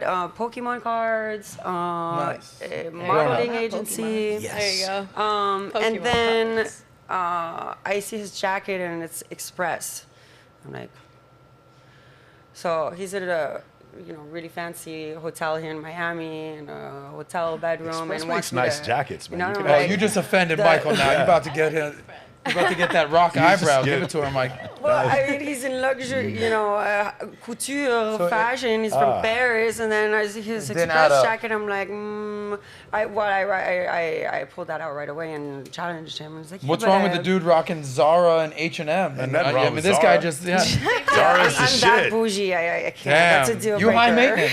It's a deal breaker. I don't No, care I at could all. not care less, but do Okay. not talk to me about 2 hours about all the money you make and your taste in luxury, and then I see an Express jacket. That's a red flag. Shout out to Express. I think they're doing a And it sale wasn't right the now, too, for Pokemon cards 99 that gave 'em away jackets. first. All All right. Shout out to ASOS. Caro, what- Shout out to Zara. Shout out to all of them, man. When they How about you? What kind of Spending bullshit, money on bullshit. radar do you have? The first thing I check is when the guy is narcissist. Yeah. It's very easy to know. When he's looking in the When mirror more it's than you're looking in the mirror? narcissist, not only the mirror, when they are talking about them all the No, time. they use you to Yeah, do that. like let's get a dinner for you know who I am. I want to show you off how money I have, my power, in that way, I know I am wasting my time There was, with that guy. There was one great study. I want to say this was it may have been in Dataclysm. I forget which one it was, but they looked at dates and they actually transcribed the work. These are quick dates, not blind dates. I forgot what they're called, but the speed dates. Speed dates, yeah. And they transcribed the words between the two people on the speed date. They had a recorder there, and they tried to correlate certain words with whether or not they went to a second or third date. And it was not when a man said the word I, but when a woman said the word I. The more times she said I, the higher the correlation of when there would be a second or third date. So I've said this to all my clients. Treat them all the same, make them talk about themselves. Women talk about themselves, we talk about things, which cause women to talk about themselves. That's the way I talked about Jupiter, Kylie talked about herself. I talked about Jupiter, Kylie talked about herself. I don't talk about myself. They would get to discover it. And this is another thing where guys get this wrong, especially there's a big Miami problem. Dangling the Lamborghini keys in front of the girls at the bar is not a good idea. What you do is say, oh, what do you do? Oh, I'm basically homeless. I don't do shit. And then when you walk out to the valet, you ask her if she wants to go get pizza with you, and then your Lamborghini pulls up. And she didn't expect it. That is 100,000 times better, but men have no discipline and they don't know how to do it. Let her discover you're an anesthesiologist. Don't tell her in the beginning. Let her discover these cool things but about most you. of the time when you have a Lamborghini, you have another car. Yeah. So if I am a man and I have a Lambo, the first day I go in another For car. sure. Yeah, low Toyota profile. Tacoma. And after, with the time, I show you off that I have a Lambo, a Rolls Royce, Yeah. It's be Don't smart. pull all your It's kind of cards like, Yeah, it's beat smart. you play cards in Vegas. It's Yeah. like you got a pocket pair under there. Yes. You don't just roll it out on the flop. You just like, all right, you slow play it. Little by slow play little. it. Next thing you know, straight flush, bitch. Let her give you exposition of her life and let her discover yours. Well said. Rollo, I just want to, we're asking all these. breadcrumbing. Sorry. I want to come back to you and then we'll go to the next topic. Everyone's talking about, how they met, what kind of, Give me the story how you met your wife. You know, I was gonna. That's funny. What kind of game did you have to put in there, homie? I was about to give it to you anyways, actually. That's right. I'm gonna give it to you. No, so I remember what I just said is like there's sort of the Rich Cooper model where like women wait at the finish line and they want to hop in the car with the winner, right? That's kind of describes what's going on with Mike and Kylie here. I'm the other way. My wife and I met when we were much younger. And she will tell you to this day, she saw potential in me. She was dating guys who were way richer than I was at the time. And she was, I won't tell you what she did, but she's a medical professional. I had 2 nickels to rub together. I had one, beat up Toyota pickup truck. And I think I probably had an amp and a few guitars to my name for my liquid assets at that time. But she said, at that time, she says, I saw potential in you. And we were attracted to each other, obviously.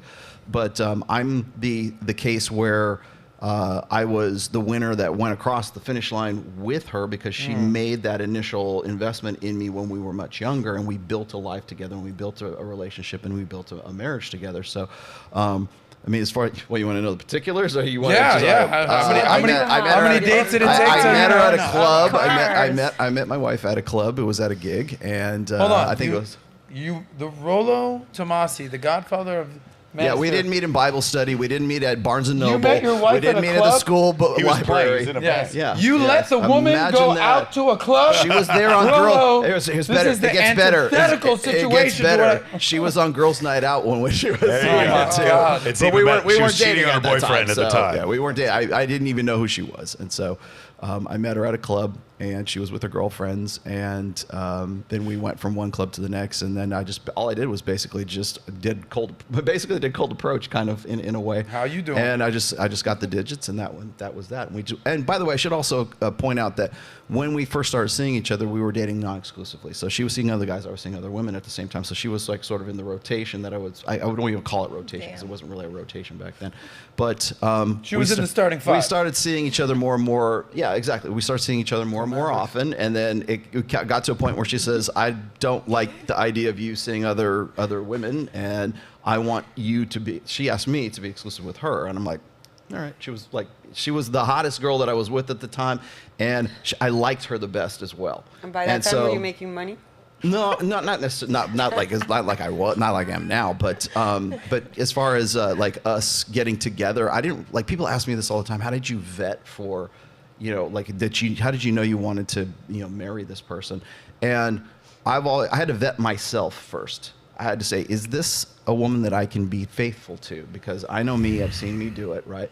And the answer was definitely yes. And then I saw how she was with her very young niece at the time, and she was basically the mother to her niece, and I'm like, she'd be very good with kids. So I'm like, yeah, I think I want to marry this person, and it was at the right place, right time. She was very attractive. By the way, I didn't look at her across the club and go, yeah, she'd make a really good mother for my children. I was like, I want to get with that. She was very attractive, and I wanted to have sex with my wife when I first saw her, right? Later on, you develop a relationship and you build that, and it grows and it becomes something. That's why I tell guys today, it's like you don't just find a relationship. You don't just stumble into it. It's like something that you have to develop and you have to grow and it has to mature and you have to build it. So here I am, like almost 27 years later with a kid and where I'm at. Damn. Apparently, it was a good bet. So. Well, shout out to Mrs. Tomassi out there. I know she's watching. She is probably watching. It's her favorite show on TV. Now, we've got about a half hour, 40 minutes left. Yep. There's a handful of topics I want to get through. You're going to be reading the super chats at the end of the episode, or when do you want to do that? I'll do it at the end, so if we want to just keep sending the rest of them in, I have a few already ready to go. Okay. But yeah, thank you guys for watching. Today's podcast is really, really great. We have a dope panel, so make sure you guys like, comment, share, subscribe. And let's, finish Thank off strong. you. And if I cut anybody off, it's because I want to get on to the next topic, because there's like 10 more topics and we've only been through 2. Great. John Moran. But all you high-value women out there just talking about meditation for 30 minutes. Here's the next topic I want to get to. We'll spend 10 minutes on this and we'll go on to the next one. This is back to you. I feel... we started the whole segment off with sort of your tweet got attacked. Mm-hmm. And I think you brought up a great point where it's like, if Rollo says something, then it's almost like as a byproduct, because he's speaking for the entire Redpill community. Yeah, well, and they'll attack Rollo because he has someone the to book, attack. They want me and to it's be. a tangible asset. But there are people that have been attacking the red pill. Sneako's been attacking him. Destiny's been attacking it a little bit. Abba and Preach, you said that you're red pill adjacent. That's not exactly attack. Even Tate has said some stuff about it. I think we have a clip of what Tate has said. So I want you to kind of break this down. And then I also want to talk about the transcendency of Tate, just about being a man in general, what you've seen in your 20 years of this. You've seen, you know, when it started with The Game, let's say, with your book, The Rational Male, when mystery was a thing, when Kevin Samuel's a thing. I mean, Tate's taken the whole ideal of masculinity and the manosphere to a whole nother level. So we'll touch on that. But let's watch this clip and let you weigh it. Who are out here only trying to have sex with women and have no emotional connection, they're weirdos. A lot of this red pill, how to get girls stuff, a lot of them are like that as well. They're like the peak masculine life is just to have a bunch of women that you barely know, and that's stupid. That's fucking ridiculous, right? Every man, if you want to have a good life, you need to have a good relationship with a good woman. When you get sick, it's your woman who's going to care, not your boys, right? But you can love her and she can love you with all her heart. You can love each other. You can be prepared to take a bullet for her. And still got the bitches. That's what I'm saying. It's no big deal. You gotta do what you gotta do. That's him with his wife, by the way. I think you're going to agree with my answer. It is which red pill guy do you think is the biggest dork, etc., etc.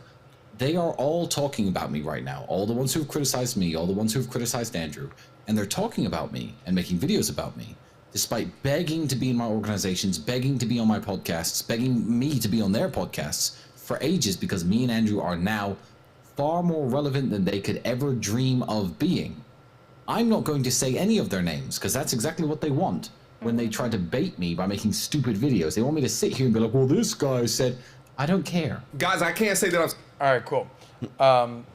So when you hear this, and I'm sure you have a lot of respect. These are actually older videos. Yeah, I know. This is not exactly, he didn't shoot this video yesterday in honor of this episode, but these are things that he said, that Tristan has said, Sneako's starting to say these things. Sure. I think one can argue there's so many benefits of understanding, you know, red pill, you've said it, you've described it as the truth and understanding how men and women operate. But when you even see these types of comments or what Sneako's saying these days or what Destiny has to say, you know, I guess how bulletproof is the red pill ideology, or what you call praxeology. What are your thoughts on these types of comments? Well, okay, so these kinds of things go in cycles. During 2016 election cycle, everybody who wanted some sort of relevancy in a political sense, they were called the alt-right, but the alt-right wanted to be red pill. So if you look at Candace Owens and you go and you look at her Twitter profile from back in 2015, 2016, she was called Red Pill Black. Yep. Now she's no longer that. She's Candace, but back in the day, it was, let's just say, brand-wise, it was expedient for her to use that, and there were a lot of other people who were using the same thing, who were doing the same thing. So a lot of people will come into this space, and they're not about the red pill praxeology, but they do realize that the manosphere, the red pill, whatever we're calling it, is a hot topic. I mean, half the reason why this show is here today is because I met you in February of 2022, Jedediah Bila as well. Now, I'm not claiming complete responsibility for your success, but there are you and her and several other people have gotten into this space because this is what people are talking about. This is where the popularity is. This is how you want to grow a channel. You want to grow your own personal brand. You start talking about intersexual dynamics because that's what people want to talk about. Now, what happens is that goes into cycles. So what I made this prediction on our year-end podcast with Rule Zero, which is the panel show that I do. And I said, by August of this year, you won't recognize the manosphere because everybody will have this mass exodus out of the manosphere, which is exactly what happens every election cycle that we go through. So what happens is people don't want to talk about that anymore, and they've got to find some convenient way to say, we never knew ye, or they want to distance themselves from the red pill so that they can start talking about the culture war. They want to talk about social issues. They can talk about what's going to probably be more popular than the manosphere, I would say, for the 2024 election cycle. So what we're seeing now is what I call tilling the fields. So everybody has to sort of set the groundwork so that they can be seen like they're more legitimate when the narrative, the cultural narrative, changes coming into the election cycle that's coming up.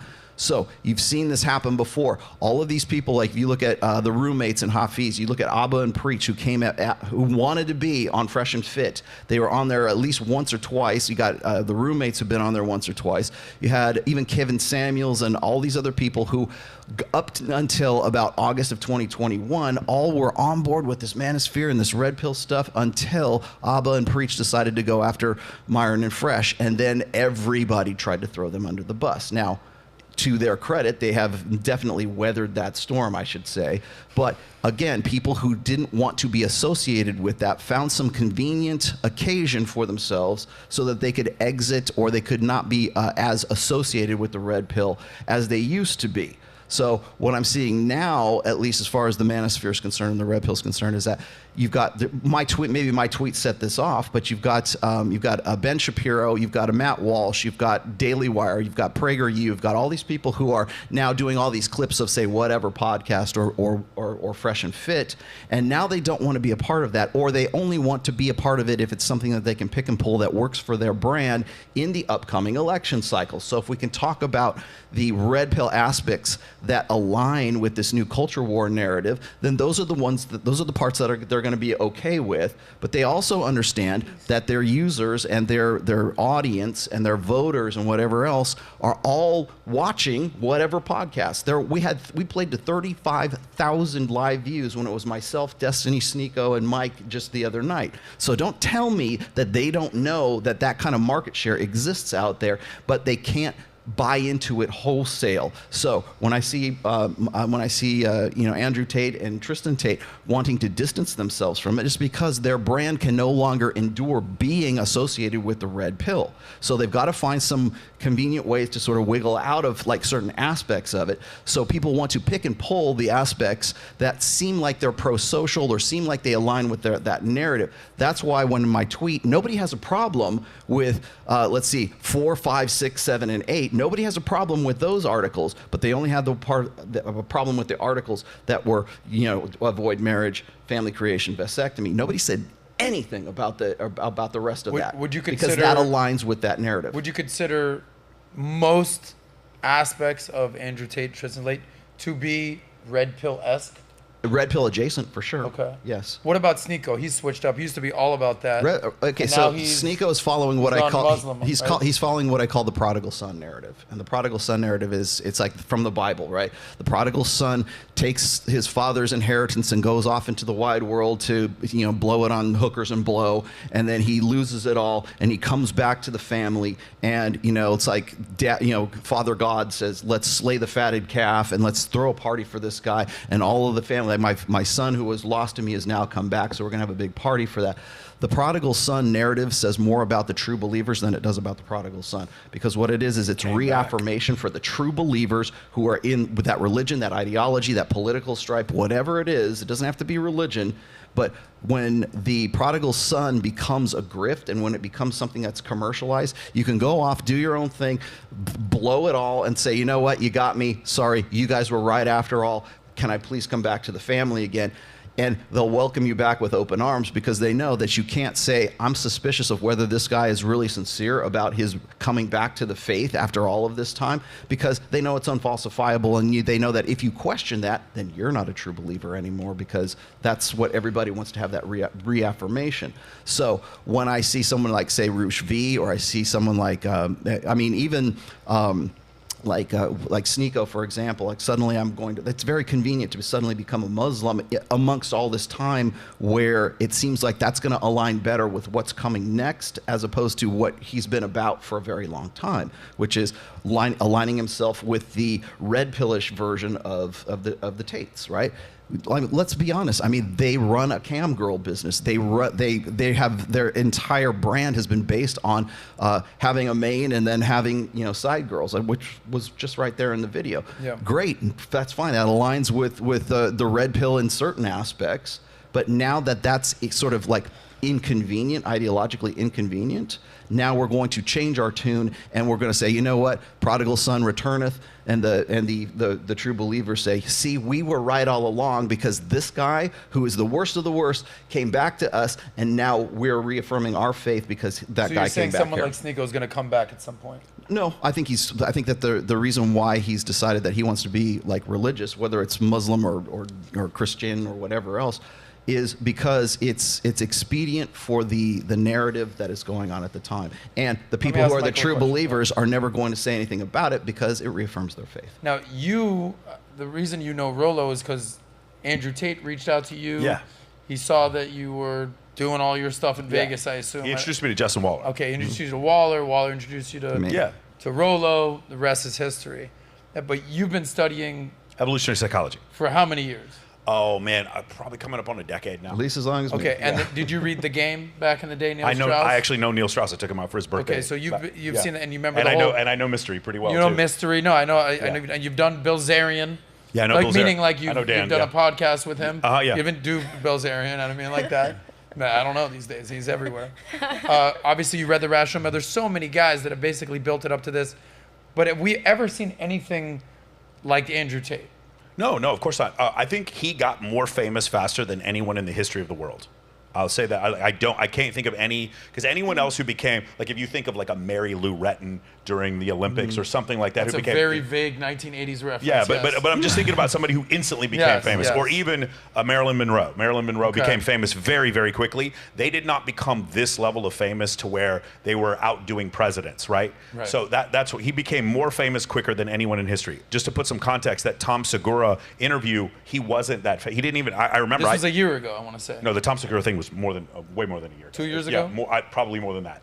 I texted him, I remember, I think the week that came out, he and I were texting back and forth, and he didn't even have 500,000 followers on Instagram at that point.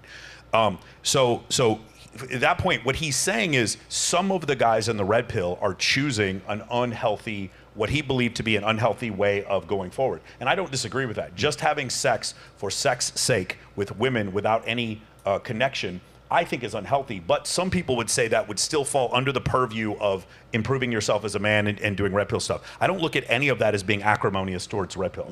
The other thing is what Tristan, his comments were, these people were saying stuff behind my back and now they're coming forward and they are begging me to be on the show. Everything that Andrew and Tristan said in that video were accurate. But the problem is this, what's happened is, like I said before, the red pill, when you say red pill, or like, again, I believe in gravity as it is described in Principia, written in 1689 by Isaac Newton. That does not make me a gravityist. And I believe in evolution, in natural selection, as written by Charles Darwin, but that doesn't make me an evolutionist. Because I believe in red pill, I am red pill aware. I believe in certain concepts of that, but you could, so many of those concepts you could align with evolutionary psychology. So to me, that's where my basis comes from. Is it the truth? Can we find studies that show that there's differences between men and women? We talk about it in Red Pill, but the funny thing is there is an entire field of academics on this very subject called evolutionary psychology. Everyone will read The Game and everyone will watch YouTube clips and no one will read the fucking Evolution of Desire by David Buss. And I don't understand this still to this point. There are books and studies specifically talking about these concepts. The red pill is just a fun, digestible way of expressing these things. The truth is the truth. The red pill is... But you can't be shocked that people are watching TikTok videos and YouTube shorts. No, I'm not because shocked. rather than reading TLDR generation. But I'm saying that's the difference. That's the narrative. That's the whole thing today. That's why Rollo and I get along, is because anything... Because you guys can read. If tomorrow, Jeffrey Wilson, who he's not a big fan of, came out with another book on evolutionary psychology... Jeff Miller, sorry. We would both read the fucking book. Every single book we can find on this subject, we're going to read and study. So we want to understand what the truth and what the science says. But the thing with Andrew, like, I just think that video was made to try to spread acrimony amongst the whole thing. This whole thing has turned into the WWE. It was Rollo and Michael versus Destiny and Sneako, and it looked like Battle Royal from kayfabe is what it is. From WrestleMania 6. And I get it. And we're doing this. And the reason why this is happening, the real thing that you should take from this is the statement that Richard Reeves said when he came on our program. He's a senior fellow at the Brookings Institute. He has a PhD. He used to work for the Deputy Prime Minister of the UK. And he said the reason why we're having this discussion and why Andrew Tate became so popular is because people in academics were not willing to have this discussion. If you want to know why Andrew Tate became so popular, is because there were feminists out there that were saying, men, you're a patriarchy, you have demeaned us, you have put us down, you have oppressed us is what the word I'm looking for, and then your opinions don't matter anymore. And while that may be their opinion, the problem is those men still could vote, those men still could read, those men still had jobs, those men still had muscles, those men still had power, and no one listened to them. And the very idea that you could have an academic discussion talking about the dissolution of men as far as the workforce or the family or anything like that, you've been laughed off a campus for having that discussion. And so you do that for year after year after year, saying anyone saying that men have a 9 times higher suicide rate after they've been divorced, if you even have that discussion, or the fact that there are more female military pilots than there are male kindergarten teachers in the United States, or that 5% of psychologists in the United States under the age of 30, 5% are male. If you even have that discussion, you're laughed off of academics. You lose your tenure. I can show you, Satoshi Kanazawa is a great example. Lost his tenure because he started producing papers that described the differences between men and women on dating apps.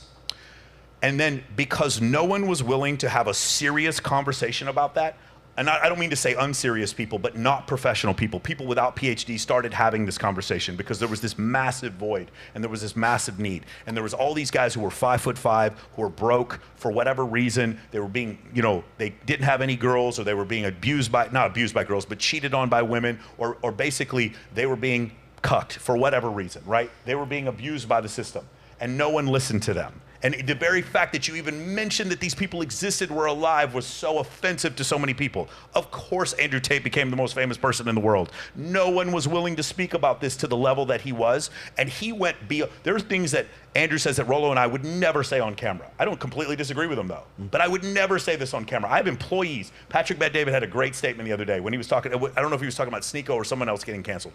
But he said, I have employees. There's things that I can't say on here because I have people who work for me. He has this freedom that we don't have to say certain things. Now, I don't agree with all of it. I don't agree with everything he says. But he is the best communicator I've seen in my lifetime. I wasn't alive during MLK. He's the best communicator I've seen for these ideas I've seen in my lifetime, and he has gotten more popular faster than any human I've ever seen in my life. That's the thing. Well said. And one last thing, I truly think the Romanian government has stepped on their own dick, and they had bet if they don't bring this one home, they are going to be the laughing stock. And they have made a huge tactical error by going 6 months and not charging him with a crime. You can't do this in the United States. We have the Fourth Amendment. You can't do to Andrew Tate what Romania did to them. You can't do this. You have to charge people with a crime. They have gone 6 months and haven't charged him with anything. You think he's guilty, you think he's innocent, whatever. They are playing fast and hard with the rules, and now they've gotten to the point where the entire world is looking at them. And this is something that makes me very, very afraid. What are they willing to do to save face at this point?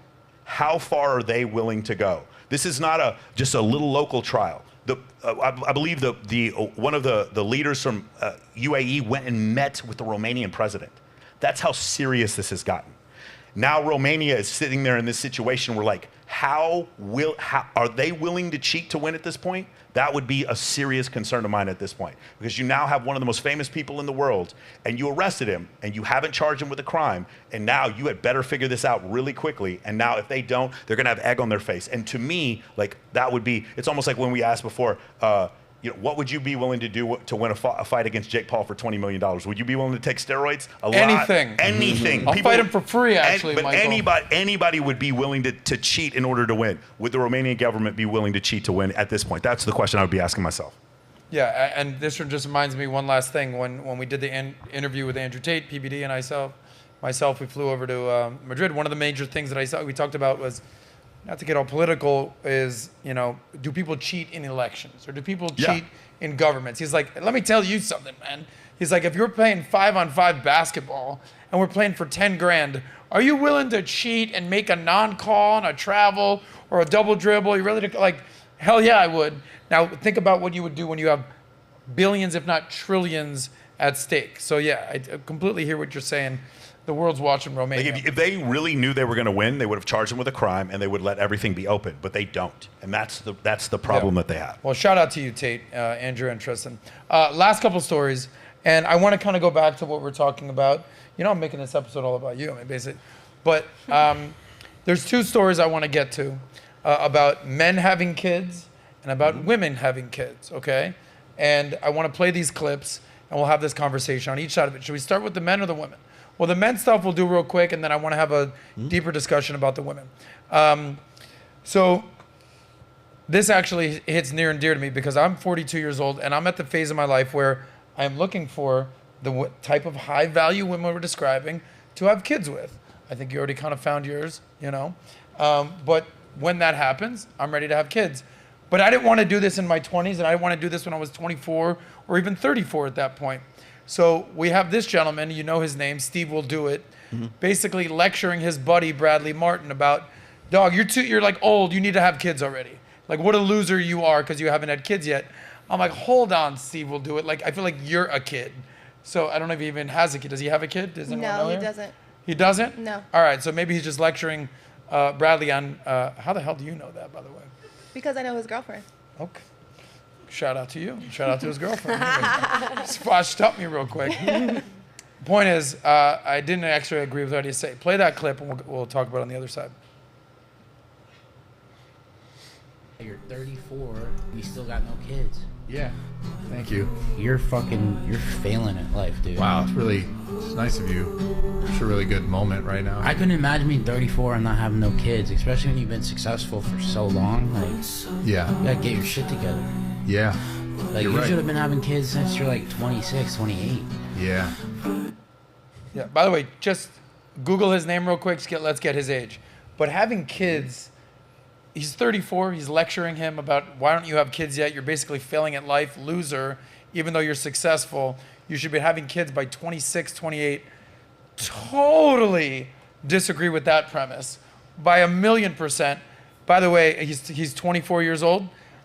Being that you're 24 years old, like I feel like that is, you shouldn't even think about having kids till you're age 30. You're 45. I'm 42. Like you're 52.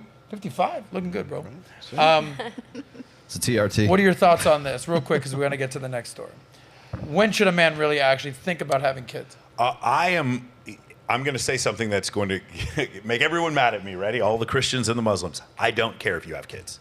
I don't. This whole thing, I do not agree with Elon Musk about the population collapse. The numbers do not bear this out. I do agree that in certain westernized countries in the United States, yes, there may be a lower birth rate. Go to Indonesia, go to Mexico. There is not a lower birth rate in the country. On the planet, there's 8 billion people on the planet and 400,000 elephants. We won. If you want to have kids, have them when you want to have them. If you don't want to have kids, I don't believe it's this mortal sin that people have. Now, I do want to have kids. I'm just sick and tired of this whole thing, like the ultimate show of whether or not you are a man of value is whether or not you have kids. And I'm just like, man, that is so crazy. And the reason why I bring it up again is Isaac Newton died a virgin. And that was one of the greatest men who ever lived. So What? Yes. Yeah. Oh my God. Like, I just lost all respect for Isaac Newton. Isaac Newton? Yeah, Isaac Newton. Fucking ma'am Isaac Newton. Everyone in the at this chat's point. like, yeah. Yeah, but I mean, he had Asperger's syndrome, so like not a lot of women coming after him. But the point is like this whole, I think that the definition is by how many kids you have. Man, it's just, again, I don't disagree with the idea of having 10 kids. My thing is make that decision on your own and don't bring it from the book of Leviticus. Just make the decision on your own to do that. And the other thing is, I do think it is irresponsible to bring kids up in a situation where there is either some really bad psychology going on or not enough money to raise a child. I think that is irresponsible to do so. Man, over half the Earth's population lives on $1 a day, and really you think the thing we need is 4 billion more people? I just don't agree. I got stats for you because I know you're keen on stats. Yeah, I've been doing research I'm actually considering turning this into a small book, but the period of time between 1965 and 1975. And 1971 was a very pivotal year for really Western culture in general. Whenever people tell me about how the fertility crisis, I mean, we've heard Elon Musk talk about this recently, and that how the United States is at below replacement level when it comes to fertility. We have been below replacement level since 1971. The time to be like overly concerned with all of this, it was probably about the mid 80s. So go and do your fucking homework before you start coming at me or anybody in the Red Pill about fertility and having kids. And I'll tell you the other thing that really kind of makes me sick is when I put that tweet out, everybody was like, "Man, I hope you die childless." And the good news is you're gonna go to hell, and you won't be able to send your genetic material onto the next generation. Of course, the joke like, who's going to tell him? Who's going to tell this guy? I've been married for 27 years and I have a kid. Then they'll say, how many kids do you have? I'm like, well, that depends. How many real man points do I score per kid? Because all you're doing 100 is, points. and I'm going to use my good friend Ryan Stone's terminology here.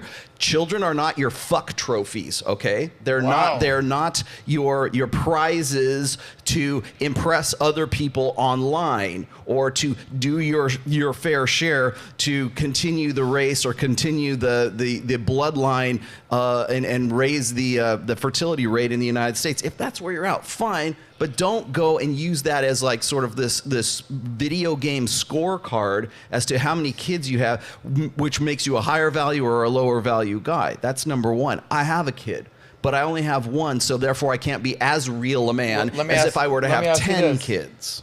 What's the greatest thing you've done with your life? I have my child. Okay, of course, yes. There's my point here, guys, for a second. Yeah, both You've can be written true. books. Hold on. The point is both can be true. You've written books. Both can be true. You've established a brand. You're married. You have you have fans galore. But you've said it yourself. The thing that you're most proud of. But you belittle is that you have a kid. But you belittle that thing that I am most proud of when you turn it into 10 points per kid. That's what I'm saying. When you turn it into a brand building effort on your part because you don't think that I had. First of all, they didn't even know I had a kid in the first place. Yeah. So that ought to. Well, you know what, Rollo? Fuck that guy. Yeah. I hope he never has kids. I hope he castrates himself. Yes. Last story. As far as reproduction is concerned, yes. Is it important? Yes. Should we be concerned with it? Yes. But don't turn it into a brand building effort on your part. Speaking of having kids, we got to do this last story, then we got to wrap up. I don't know if you guys know this. Ladies, and this is what I want to get you. I have what has turned into. I have a question. Hold on, baby. I'm talking. I have a question. Everyone wants to talk. I don't know if you guys know this, but I have an ongoing beef with Chelsea Handler. Yes. Do you know who that is? Of course, No. I read all of her books. You're about to find out. So you read all her books? Hey, Vodka, it's Chelsea. Exactly. So Chelsea Handler had made a hit piece on me. I responded. Went viral for a week or two. Thought it was dead, and then boom, there she's like, this motherfucker again. I'm like, all right, keep coming at me, Chelsea. You know, we had one night in Vegas together. I didn't call her back. I'm sorry, Chelsea. We'll get together another sometime. She was drunk. It was a whole big deal. Anyway, I want to get your guys' opinion, and we'll weigh in on what the fuck is happening with Chelsea. And I think that I appreciate after everything that you've said you've done with your life and your career and how much you've given back, you're saying you're most proud of having a kid. I want to have kids. I want to have one woman in my life, find love and have kids. That's what I want. PBD and I talk about it all the time. And Chelsea, I don't give a shit what she does with her life. It's that she's promoting it to other women. Yeah. And we're seeing this happen over and over again when women, without Chelsea's money, without her merits, without her legacy, without all her fans and fanfare, they're just going to be, I can't tell you how many 40-year-old women I know my age who are like, I was sold a bill of goods by going down this boss babe path. But play this video by Chelsea, and we'll let everybody weigh in. This wannabe alpha said that women without kids could never be happy and fulfilled. And who is he turning to for backup? You know who needs to speak up more about this Chelsea Handler, boss babe, I don't need no man, no thing, I don't need no kids? Mothers. That's right. He wants support from I don't know who his mother is, but if she watches his videos, I'm pretty sure she still has postpartum depression. And by the way, when I posted that video about my choice to be childless, here's a quick glimpse of some of the thousands of messages of support that I received from mothers. Imagine that, women supporting other women? You know who needs to speak about the feminization of men and these boys that were creating this toxic masculinity? Women that like real men. You know what a woman has never said? I want a real man, like a podcaster. I tried to find out if this dollar store Joe Rogan has a wife and kids, and big surprise, he's not relevant enough to have a single legitimate article written about him. If he does have a wife, I'm going to find a way to send her some noise-canceling headphones, a stiff drink, and some light reading on how to get a no-fault divorce. This is the last time I'm replying to this idiot, because unlike you needing me, I don't need you to get attention. I can get it all by myself. I could sell a lot of Chardonnay with that. It's so funny how like she's like, this is the last time I'm doing this. Chelsea, you didn't have to do it the first time. Okay? Like, you didn't have to do it the second time. Now the third time, clearly she's triggered. Okay? Clearly she's justifying her lifestyle. She's pina with these colada videos. triggered. Right. So the first video, by the way, she was cracking open a massive bottle of vodka at 9 a.m., being like, I'm happy. I swear. I just took a pot brownie. I took a Quaalude, and I masturbated. I promise you I'm happy by myself. I promise you. Don't you believe me? Please believe me. Please believe me. Vibrator in the background. Let me ask the ladies, and I'll let the gentlemen wrap it up. Faj, all right, Kaylee, we'll ask the ladies. Picture yourself. Chelsea's 48 years old. She's got millions in the bank. Right? Menopause. She's currently going through menopause. She's been banged out by 50 Cent, Bobby Flay, Joe Coy. None of those dudes wanted to wife her up, okay? She calls herself an alpha. She's like, oh, you think you're an alpha, Adam? I'm the alpha here. Would you trade places with Chelsea? 48 years old, millions in the bank, no man, menopause, and a bottle of vodka. What would you do? No. You would not? No. Why not? Because I'm young and I do want to have children eventually. Because I'm young and I do want to have children eventually. Okay. Like, so there's no chance you would trade places? no. Okay. And it's nothing against her. It's just Gotcha. not my life. Gotcha. Kylie, I know, to have Chelsea's back here, I know that you'd want to trade places. There are millions, followers, subscribers, sold out concerts, bottle of vodka, but you're single. Living her best life. Tell me you want that life, Kylie. Tell me why you want that. No, I mean that's really depressing. Like she's gonna die alone. That's sad. You don't With think her some like man's, vodka beside you don't her. I think mean, some, maybe some man's gonna swoop in and try to wife her up? No, Certainly there will, but she isn't no. going to respect him. Okay. I don't even know that. Would you want to trade places with Chelsea, be 48 and have all those accolades? No husband, no kids? No, I'm not agree with that because the most beautiful thing in life when you get money and wealth is have a partner to share. That is beautiful to have a family to share your money, So your hold success. on. You could have millions in the bank. You don't want to trade places with Chelsea? We could do this right now. No. No, sorry, Chelsea. You're 0 for 3. Here's the funny thing. Hold on, Georgia. Hold on, Mike. Georgia. This is Chelsea's last chance. Defend Chelsea here. Would you trade places with Chelsea? 48 millions in the bank. Trade places with Chelsea. Would you do it? Yes. You do it. We got one. I think I think she's definitely on the right path, ready to die Right path. tomorrow because Yeah. she accomplished everything. And especially trashing you, online. She's trolling. That was a good thing to do. Okay, tell me why. She's gaining points here because it's triggering you. I'm not triggered at all. It's clearly she's way more triggered than me. Yeah, Okay. no, it wouldn't be me. I So wouldn't make a living off talking negatively about people. Yeah, I didn't ask how you made your living. You're a DJ. But I'm asking, would trade places with Chelsea? Picture yourself. Go with me for a second, Georgia. 48-year-old DJ. Yeah, you're 48 years old. You, Georgia, you're 48. You're DJing in the club. You got sold out concerts. You go home, you masturbate, you take a pill. Ain't no dude in your life. You have no kids in your life. How would you feel? Accomplished and satisfied. Okay. Alone. That's not my goal, no. Oh, so which one is it, baby girl? What's your goal? I'll be poor with 3 children. That's great. So Poor? you wouldn't trade places Not with poor. Chelsea? No, I would not. You would not. So you're busting my balls over here. Yes, I'm giving But- you. I'm but giving she you would what you still want. like to trade. All good. All good. This is not what I'm. Let's just be clear here, guys. This has nothing to do with what Adam wants. I've asked each of these beautiful women what they want, and they all said, "I don't want Chelsea's life." And I'm being very clear with you right now.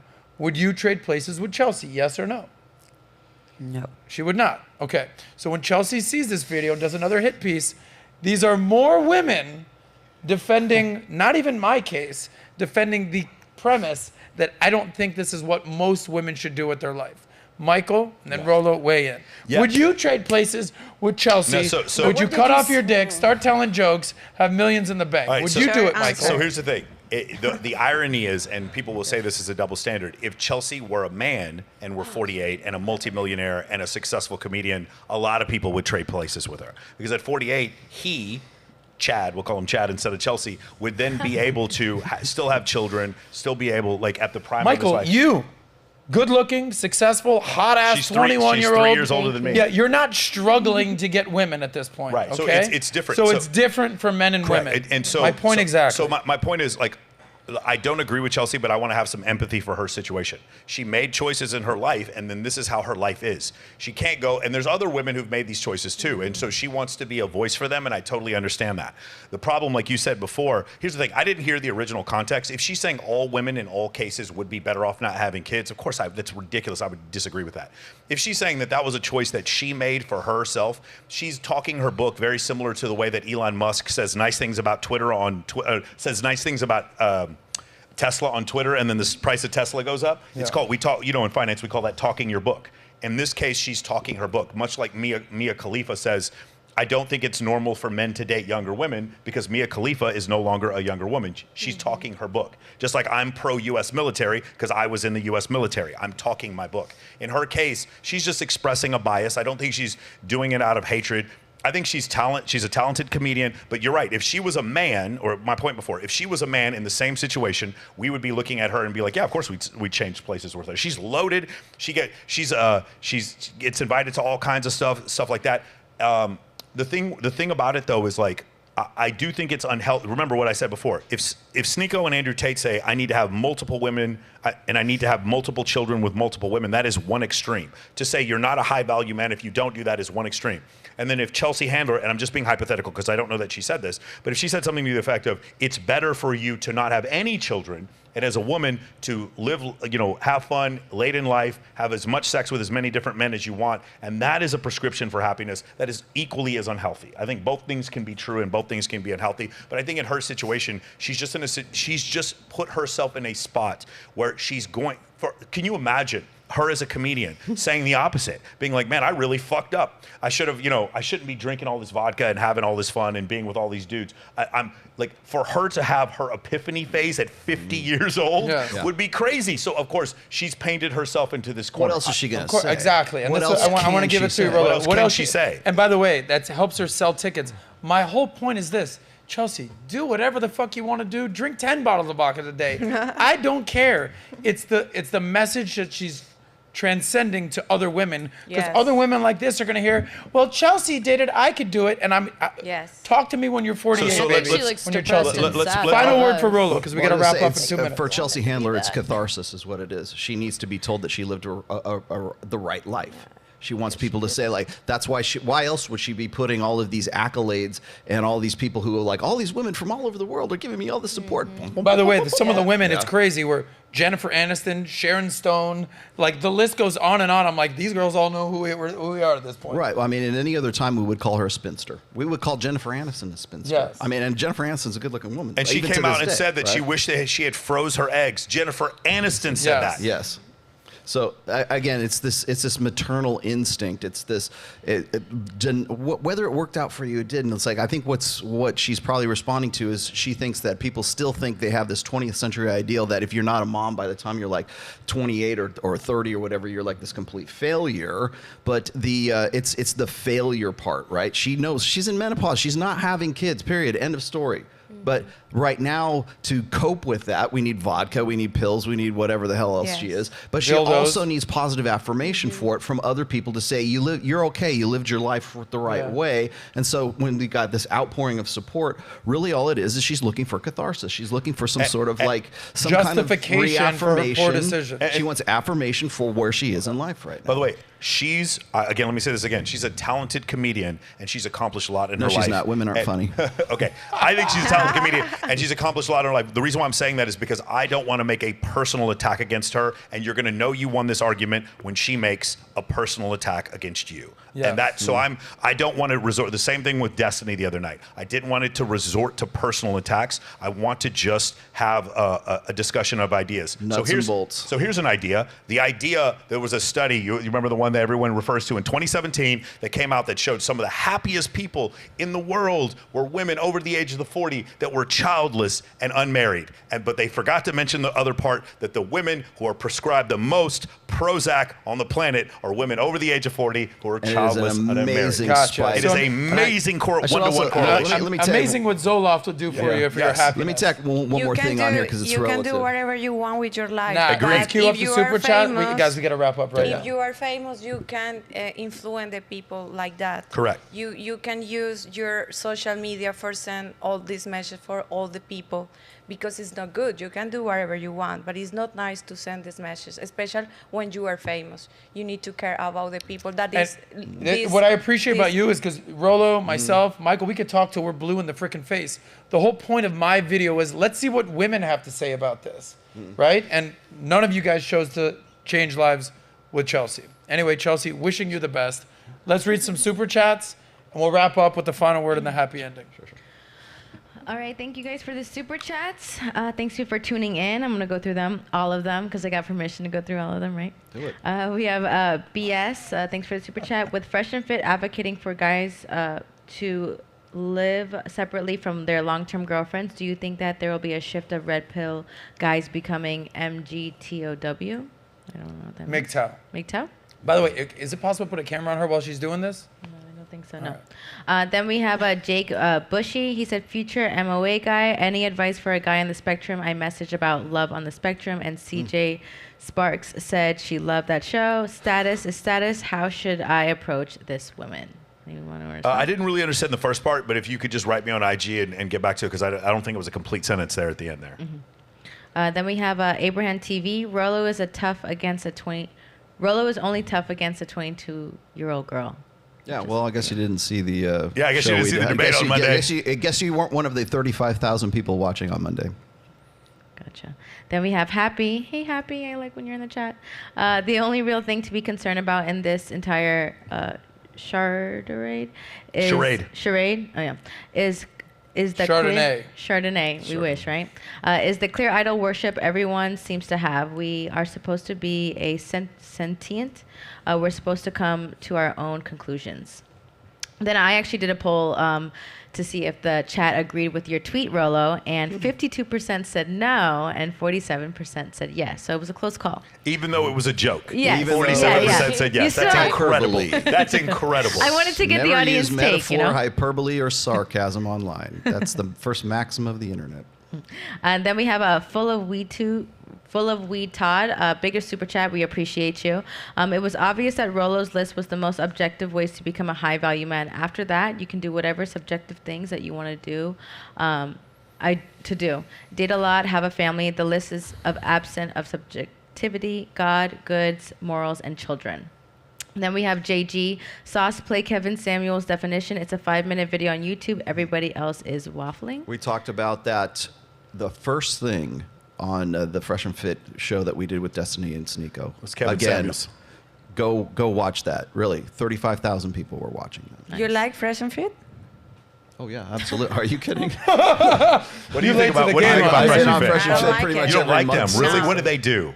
I don't like it because they don't allow the women to speak and share their opinions. Well, They last think night they let a they are woman the speak her owners opinion a of the whole lot. truth. Yeah, last They night I think think they are Stephanie the owners of the Palomares. truth. Yes. I am not agree with that because if you have a podcast, you need to respect Agreed. other opinions. You are not the owner of the truth in the life, you know, and they But it don't is their respect. show. Yes. Carl, I know, have you it's been okay. on there, Carl? I've been there two times. Yeah. And I don't like it. Okay. Would you go back? Huh? Would you go back? Would you go Because back with him? I want to do it a blog for my YouTube. Would you go again, though? Say it again? Would you go again for a third time? Because wanna if I plug. want to go third time, Yeah. no. Carl, come on our show. We will let you talk all Come you to want, Vegas. okay? All you want. We'll let Okay. you talk in Spanish if you want. I don't give Okay. you talk as much as you want. See? Okay.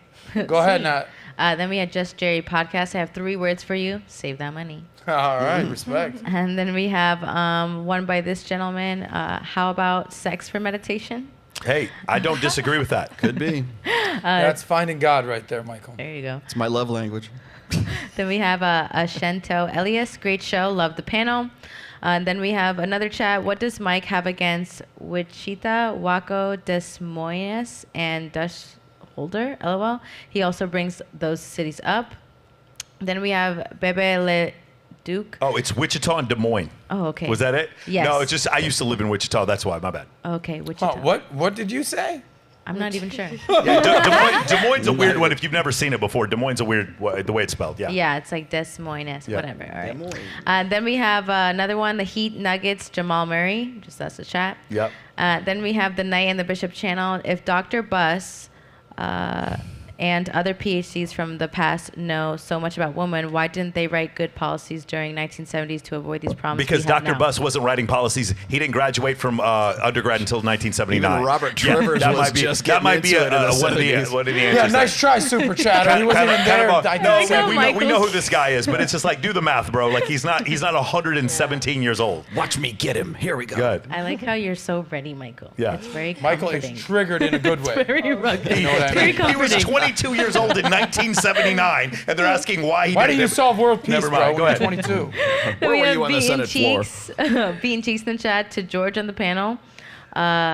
Georgia or George on the To panel? Georgia. Georgia Didn't spell Mafia. her name right.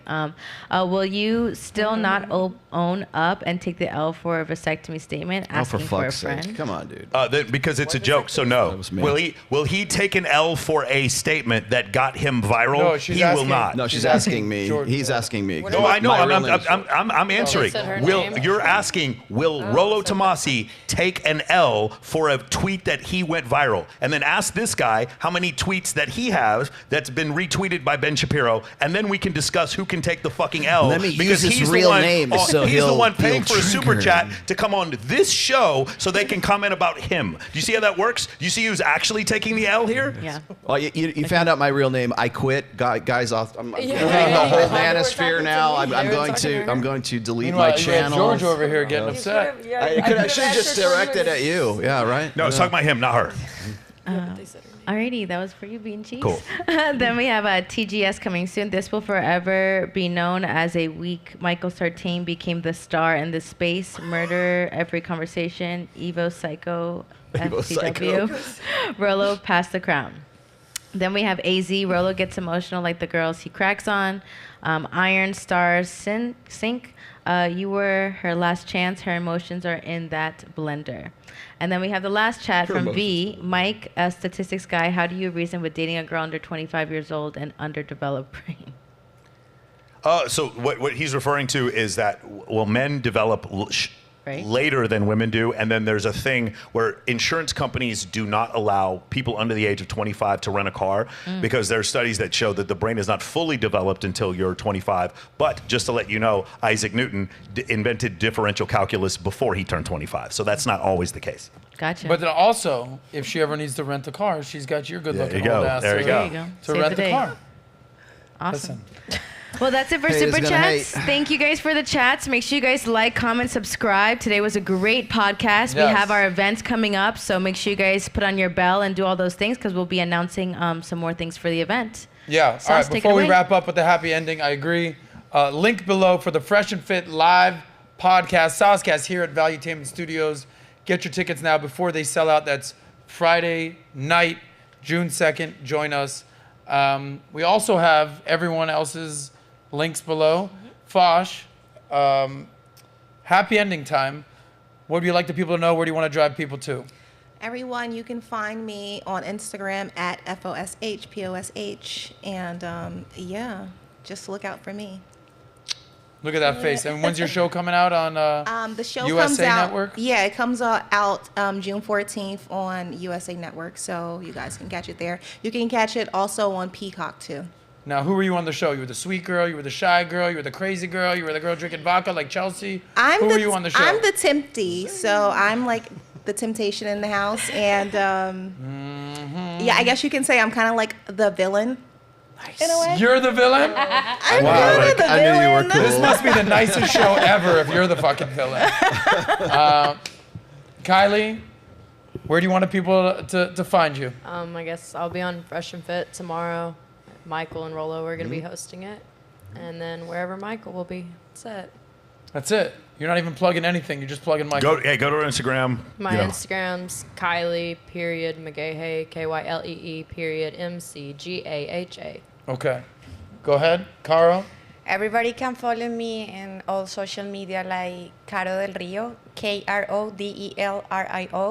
Everybody can find an amazing content that is inspirational to do what you love in life and with passion. so everybody can follow me. Thank you for your classy answers today. Thank We you. appreciate that. Georgia Mafia, thank you for being here. Thank you for your sarcasm. Thank you. Thank you for your answers. Yeah. Where do you want people to find you? Instagram, Georgia Mafia, and Saturday at Rosa Sky Rooftop. Rose the Sky. Shout out to Alan Roth. That's like my Yes, big bro. Alan. Okay, our fine two gentlemen. Let's do rock, paper, scissors. Who gets the last word? Go. Rock, paper, scissors. Oh, okay. You won. All right. All right, so you get the final word. Rollo. Oh, Welcome back. So, Thank you. Final I- word. Rollo, Either way. great to have you back. Thank you. We read all the super chats. Yes, Our other I need friend- better haters. Yeah. Drive traffic. Where do you want people to see these Well, days? first of all, you can find all of my books on Amazon.com, including The Rational Male, the first one from 2013, which is coming up on its 10th anniversary. I've got a hardback coming out in probably September or October. It published October 1st of 2013. We're coming up on the 10th anniversary, so that's coming up. People always ask me which one they should read.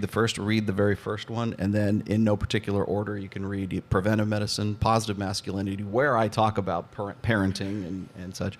Also Religion, and then my last book, which was The Player's Handbook. All of those are available on Amazon. Go check those out. Likewise, Mike and I are on Access Vegas, which is our new flagship kind of podcast that we have. We're doing it bi-monthly right now, but we're thinking about going monthly. And of course, going weekly. Yeah, weekly. Sorry. And then also you can find me on The Rational Male. That's my podcast every Sunday at 1 p.m. Pacific, 4 p.m. Eastern. And that's about it. There we go. Sartain, take us home. Yeah, so you guys can check me out on Instagram at Michael Sartain, everywhere at Michael Sartain, except for TikTok. It's Michael Sartain Podcast. And guys, you guys can also check out moamentoring.com if any of you are interested in the program that I teach. I teach a program, basically networking is an evolutionary adaptation. Teach you entrepreneurship, leadership, a lot of the stuff that I learned when I was in the U.S. military. A lot of inspirations. There's like 30 books you got to read. There's 2,000 hours of content, and I do 11 hours of calls every week, like live group calls every week. It's the most comprehensive, most intensive program you will ever buy from anyone, period. It's a boot camp. So if you guys want to check that out, go to moamentoring.com. You guys can also hit me up and join the free school server if you want. And you can go to YouTube and subscribe to the Michael Sartain Podcast to watch the 4-hour interview of Adam Sosnick. It is the most detailed interview anyone has ever done of Adam Sosnick. I also have another 4-hour interview of Rollo Tomassi. It's the most detailed interview anyone's ever done of him. If you also want to see the most detailed interview anyone's ever done of Dan Bilzerian or Ty Lopez or multiple other people, Wes Watson, Dan Fleischman, numerous others, I do the most detailed, I do as much research as possible on anybody, and I try to get about 75 questions per guest. So if you guys want to go check that out, please go to the Michael Sartain Podcast and come visit me in Las Vegas. I told you guys, he is the coolest, most fun, smartest nerd I know. Dark Lord of Las Vegas. Saturday night, Hyde SLS. We are in Miami. South Beach. We are hosting Babes in Toyland charity. We have 300 influencers that are going to be coming down to help us raise money for animal rescue. It is Project Fashion Tales. There's probably going to be, like I said, about 300 girls.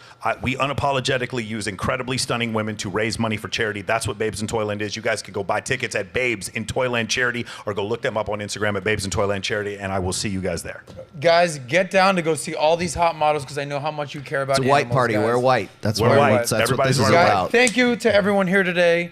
Thank you to our production team for putting everything together. Chelsea Handler, hit me up. Hit me up. Let's debate. Chelsea Handler. Thank you guys for watching another sick episode here of the Soscast and Valuetainment. We will see you guys next Tuesday. Get your tickets now for the Fresh and Fit live event June 2nd before it sells out.